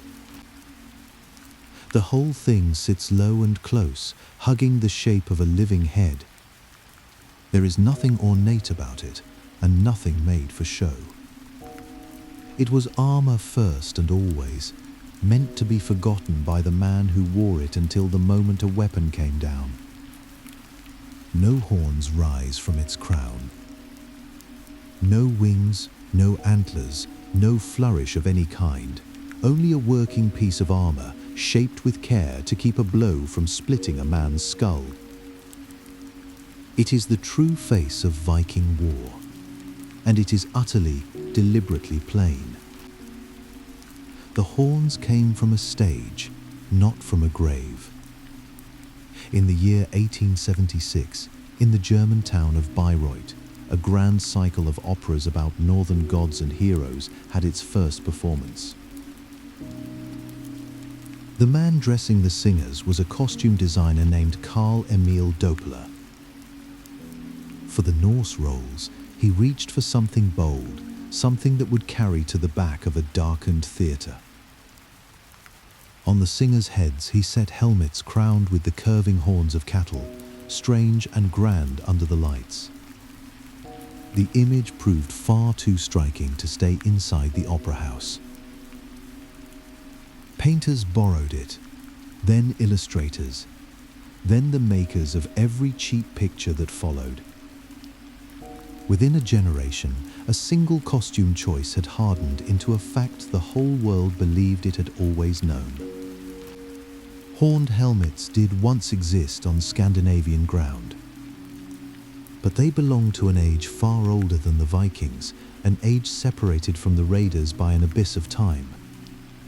From a peat bog near Växjö in Denmark came two helmets of bronze, each sweeping upward into a curved pair of horns. The birch tar glue that once held them together fixes their making to around 950 years before the Common Era. They were fashioned well over 1,000 years before the first Viking sail ever crossed open water. Most likely they were never meant for battle at all. They were ceremonial things tied to the worship of the sun, carried in rites now wholly lost to us. The gap between them and the raiders is vast, and the myth simply folded it shut, pressing two distant worlds into one false and lasting picture. To be a Viking, it turns out, was a thing you did, not a thing you were born into. A study of 442 ancient genomes, published in the year 2020, found the proof written in old bone. In the islands of Orkney lay graves of high standing, furnished with every Norse honor a man could be given. Swords rested beside the dead. The full trappings of a raider's rank surrounded them. And yet the men in those graves carried no Scandinavian blood at all. They were local by descent, Picts and Scots whose people had lived on those islands long before the northern ships arrived. They had taken up the Norse identity so completely, worn it so fully in life, that in death nothing could tell them apart from it. A raider's honors could be earned rather than inherited. A place in the ships, a season on the water, a share of the plunder. These were enough to make the name your own. The name was a way of living, not a line of blood, and anyone bold enough could claim it. The same study broke apart another old and cherished idea, the dream of a single pure Nordic bloodline. Viking Age Scandinavia was never sealed and never singular. It was a crossroads, pulling people and lineage inward from many directions at once. Blood came in from southern Europe. It came from across the British Isles. It came from the distant grasslands of the Asian steppe, carried west along the river roads. The faces in that world were mixed, and so was the hair above them. Brown ran through the crowd, at least as often as blonde, and often more. The golden-haired Viking of the imagination was only ever one thread among many, pulled loose from the weave and mistaken for the whole cloth. And yet, inside all that mixing, there were people who barely mixed at all. Along the coasts, the raiding populations of Denmark, Norway, and Sweden kept oddly to themselves. They seldom blended even with one another, each remaining its own distinct and separate line. Further inland, the farmers stood further apart still. The great churning of the age passed them by almost untouched. The long voyages, the captives brought home, the foreign blood carried back in the holds of ships. None of it reached the inland fields. They stayed on their soil while the world at the water's edge remade itself.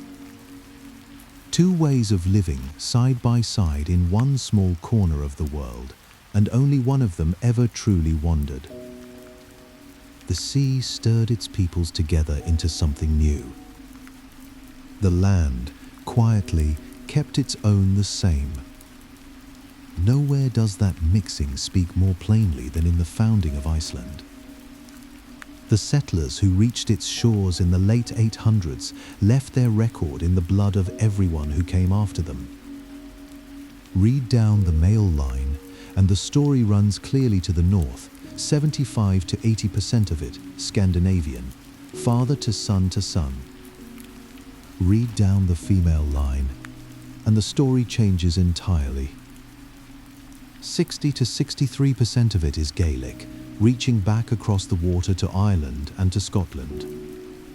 The very people we have learned to call Norse were, on their mother's side, largely Celtic from the first generation onward. Two different homelands met in a single family, and only one of them had chosen to be there.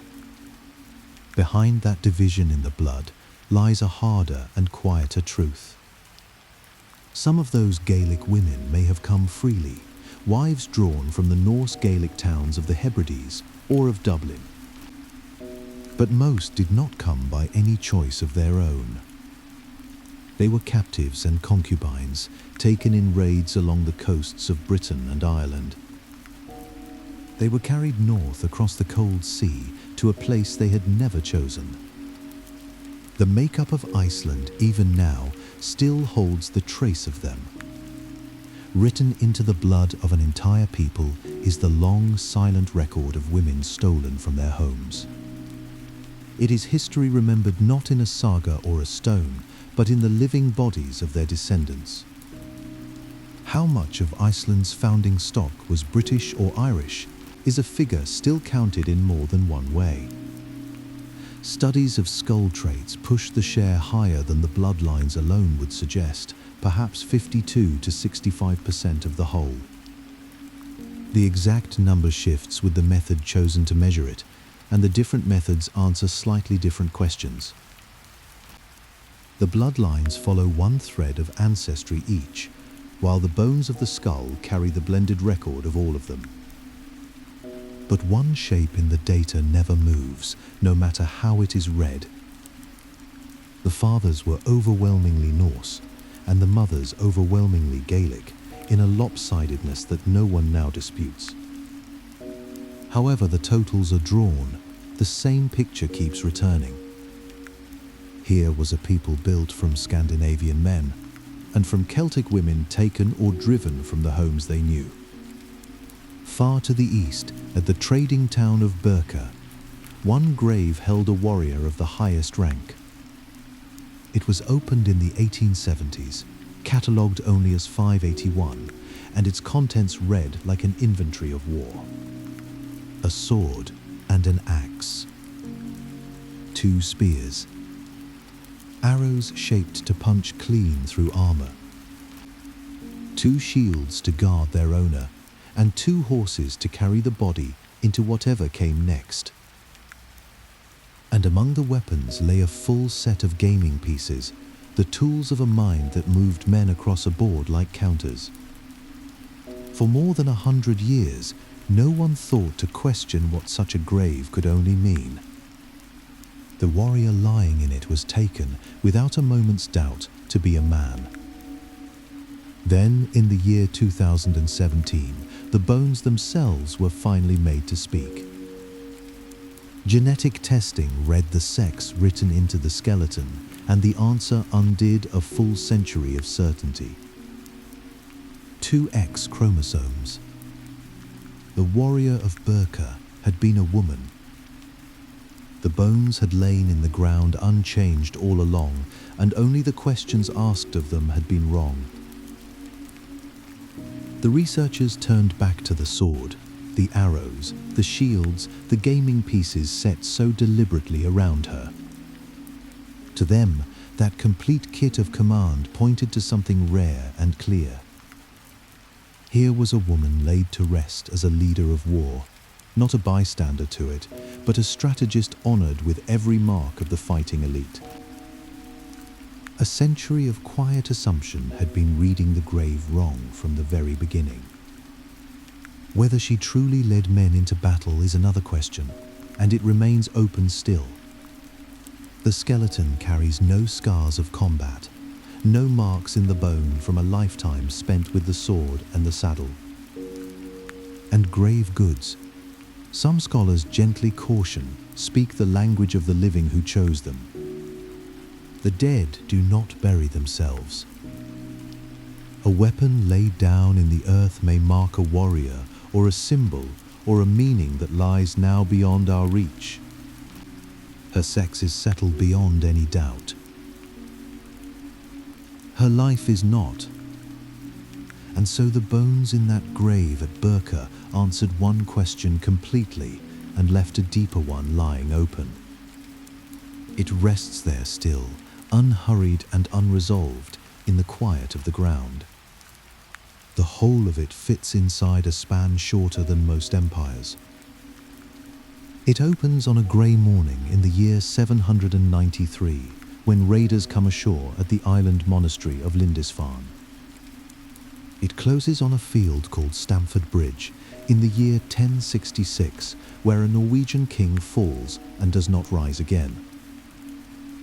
Between those two mornings lies less than 3 centuries. Grandfathers who raided the first monasteries could have known grandsons who saw it end. Everything belongs to that narrow window of years, the ships and the hoards, the looms turning in the dark, the assembly rocks and the buried silver. A world remembered as timeless was, in truth, the work of only a few long lifetimes, one following the last.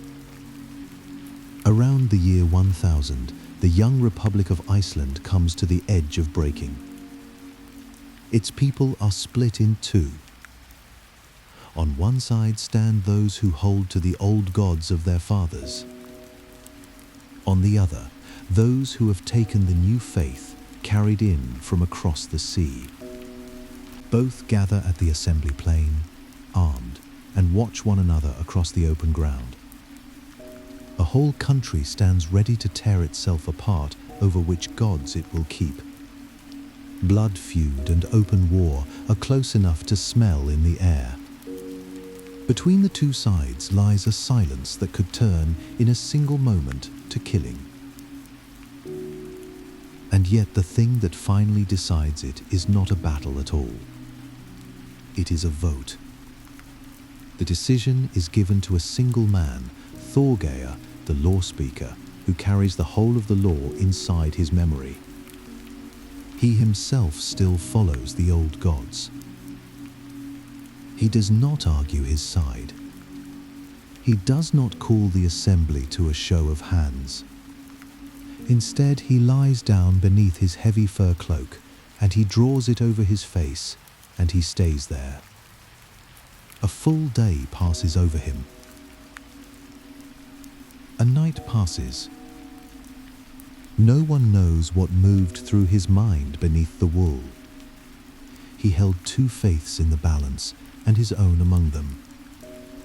When at last he rises, his ruling is this: all shall be baptized, so that one single law can hold the people together. Yet those who still wish to honor the old gods may do so quietly within their own homes. There is one more thing Thorgeir must do, and he does it to himself first. He goes home and gathers the carved wooden figures of his own gods, the faces he has prayed to across his whole life. He carries them to the lip of a waterfall, and there he lets them fall, one by one, into the white and thundering water below. The river takes them down and does not give them back. Somewhere in the cold spray, the old gods went under for good. From that day, the falls carry a new name, Godafoss, the waterfall of the gods. A nation changed its faith through argument and patience and compromise, and the land itself kept the memory, written in falling water. Across the water in Denmark, a different kind of power is pressing itself down into the earth.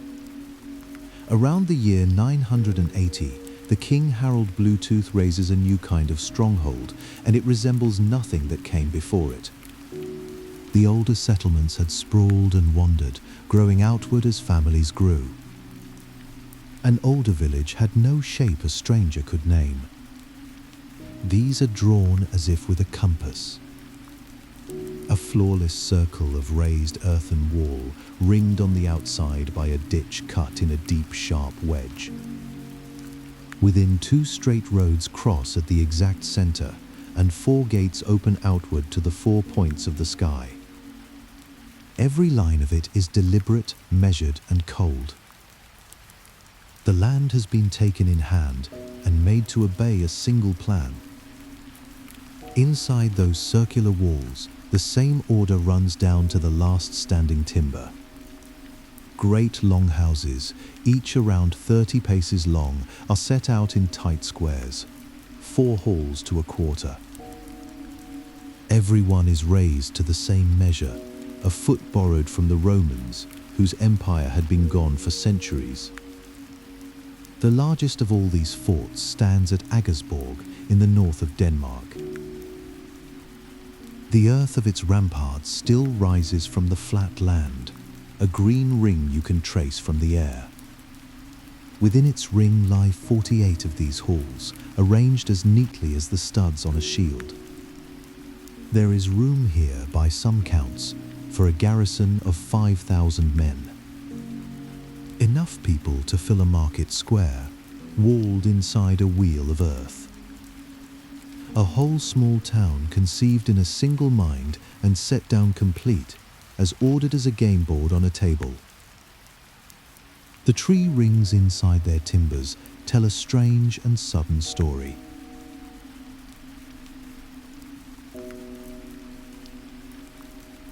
Every one of these forts goes up in the very same moment, raised from trees felled within a year or 2 of each other.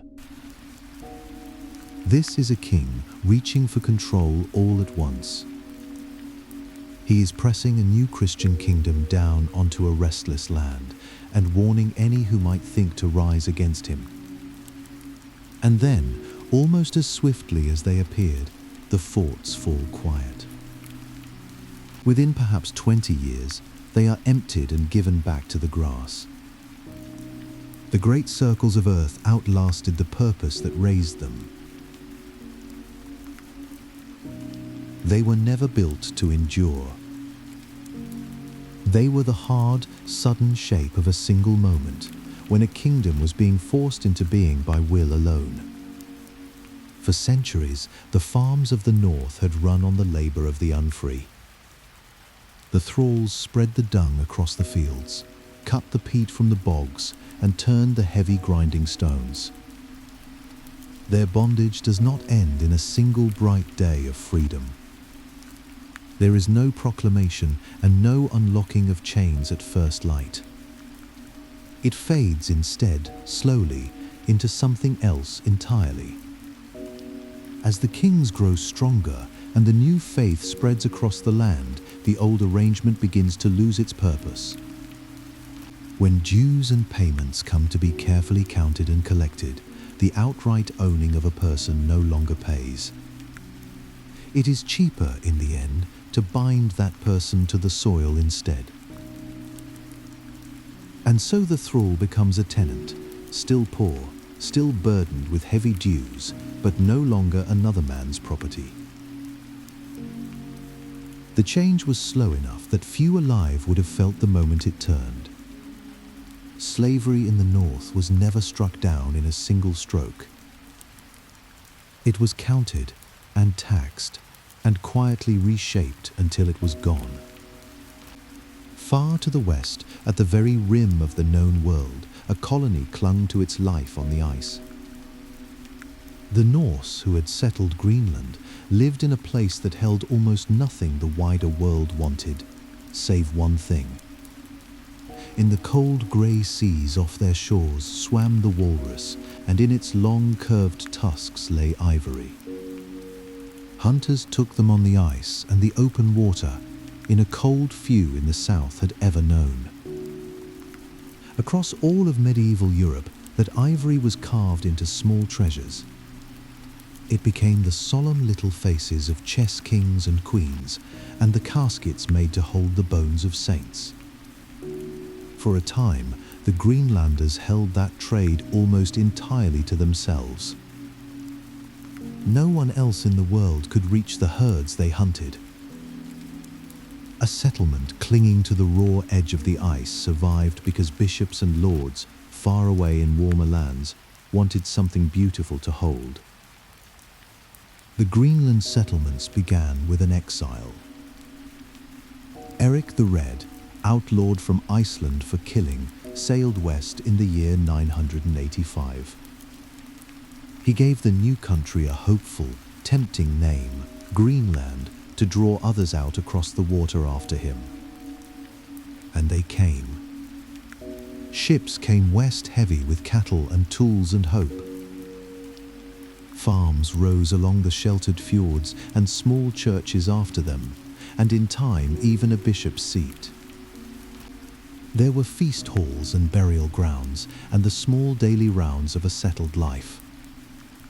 For nearly 500 years, this was the farthest edge of Europe, the last lit window before the open dark of the ice. Whole generations were born and buried there, who never once saw the green lands their grandparents had left behind. The Greenlanders needed more than their own frozen land could ever give them. Their country held no forests worth the name, and wood was life itself for boats, for warming fires, for the beams that held up a roof. So they sailed on, further west again, until they touched the shore of a new and unknown continent. The crossing was long and grey, out past Greenland's own coast into water no chart had marked.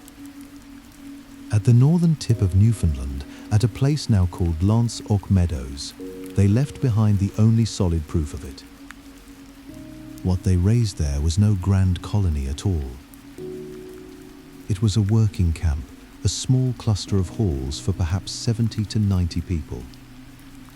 It held a forge for smelting bog iron and open sheds for the shaping of timber. People slept there through a season, worked, and sailed away again. Men had crossed an entire ocean and reached America, and they used it to gather firewood and lumber to carry home. For a long time, no one could say when the Norse had first set foot on that far shore. They knew only that they had, somewhere back in the saga's hazy past. Then the answer came down from the sky. In the year 993, a great burst of radiation from the sun struck the earth. Every tree alive that season locked the mark of it into a single ring of its growth. In the very wood the Norse had cut at Lands-och Meadows, that scarred ring is still there to be found. And from it, the researchers simply counted outward 28 rings, 28 years of steady growth, to the moment the axe first fell. The trees were felled in the year 1021. A cosmic event nearly 30 years earlier had left the marker that fixed the date. Not a legend any longer. A date, exact to the single year. Newfoundland was cold and wind-scoured, and no place at all for the vines the old stories had spoken of. The sagas told of a warmer country lying somewhere to the south, a place they called Vinland, the land of grapes. Many took it for nothing but a poet's dream. Then, in the same dark soil as the iron rivets of a Norse ship, 3 small shells were found. They were small and unremarkable, easy to miss in a handful of dirt. They were butternut, a kind of walnut that has never once grown anywhere near Newfoundland. Its nearest wild trees stand more than 1,000 kilometers further south, in warmer country where wild grapes truly grow. Someone had carried those nuts north from a place they had walked with their own feet. The old sagas had not been dreaming after all. Some researchers have called those 3 shells the plain proof of it, a quiet smoking gun. The Norse had reached the softer, greener lands that lay beyond. When the Greenland farms fell silent at the last, the old explanation was a simple one. The climate had turned cold, the story went, and the stubborn Norse clung to their cattle and their European ways until the ice quietly starved them out. The truth, read now from their own bones, runs nearly the opposite way. The chemistry of everything a person eats settles slowly into their skeleton, and it can still be read there centuries after. Those Greenland bones show a people who changed. Across the generations, they turned away from beef and mutton and toward the open sea. Seal came to make up half of all they ate, and often a great deal more. They did not stubbornly refuse to adapt. They adapted wholly and well, and even that, in the end, was not enough to save them. Everything the Greenlanders had built rested upon a single fragile thread. Their land gave them no trees and almost no iron. Nearly all they could not grow or hunt for themselves had to be bought from across the sea. And they had only one thing of worth to buy it with: the walrus ivory carried east to the markets of Europe. For as long as that ivory stayed precious, the thread held firm. Then, in the 13th century, ships began arriving in Europe, bearing a richer, whiter ivory, the great tusks of African elephants brought north along new trade routes. Set beside it, the walrus tusk looked coarse and dull and cheap. The one thing the Greenlanders had to sell had become, almost overnight, worth close to nothing. A whole colony's lifeline had been cut by a fashion in a market it would never see. The walrus herds near the settlements thinned, and then they were gone. A falling price had not made the Greenlanders stop hunting. It had driven them to hunt all the harder. Desperation, and not good sense, was setting the course ever north. They did not turn back toward home. They sailed further instead, hundreds of miles north, up into the grinding pack ice of Baffin Bay, chasing whatever herds still remained.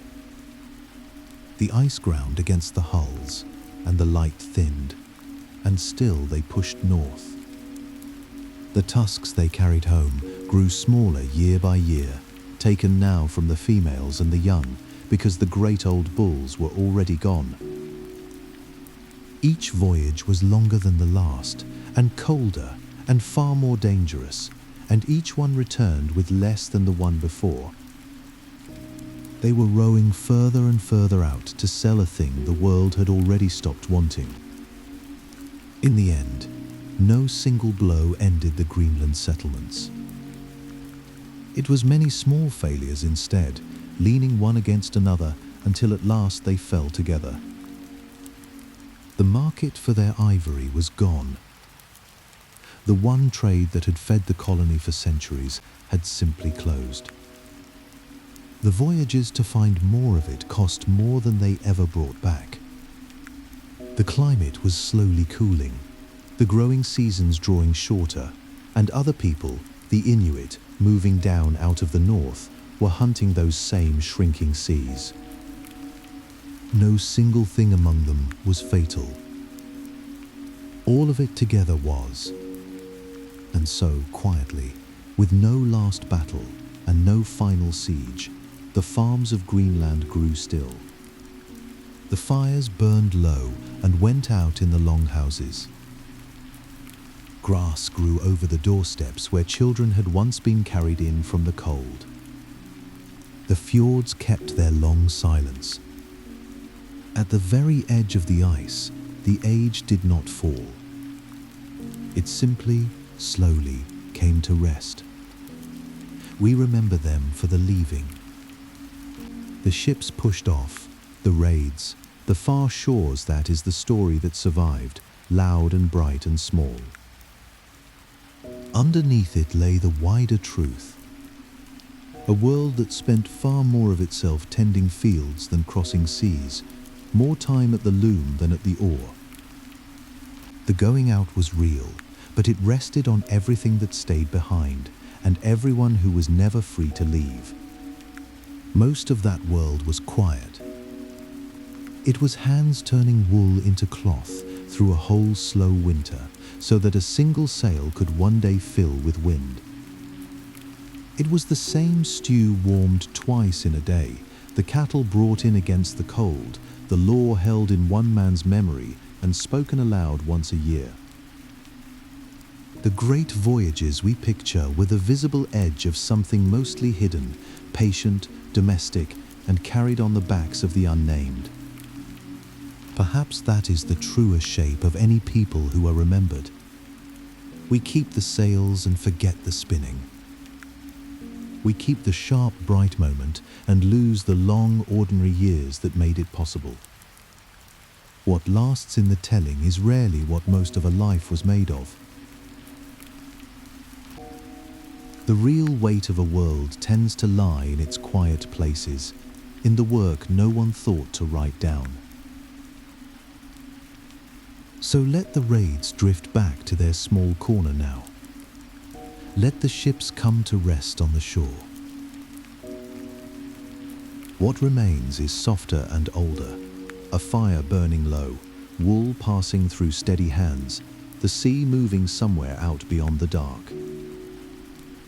The north grows quiet again, the way it always was beneath the noise. And you can let yourself grow quiet along with it and rest.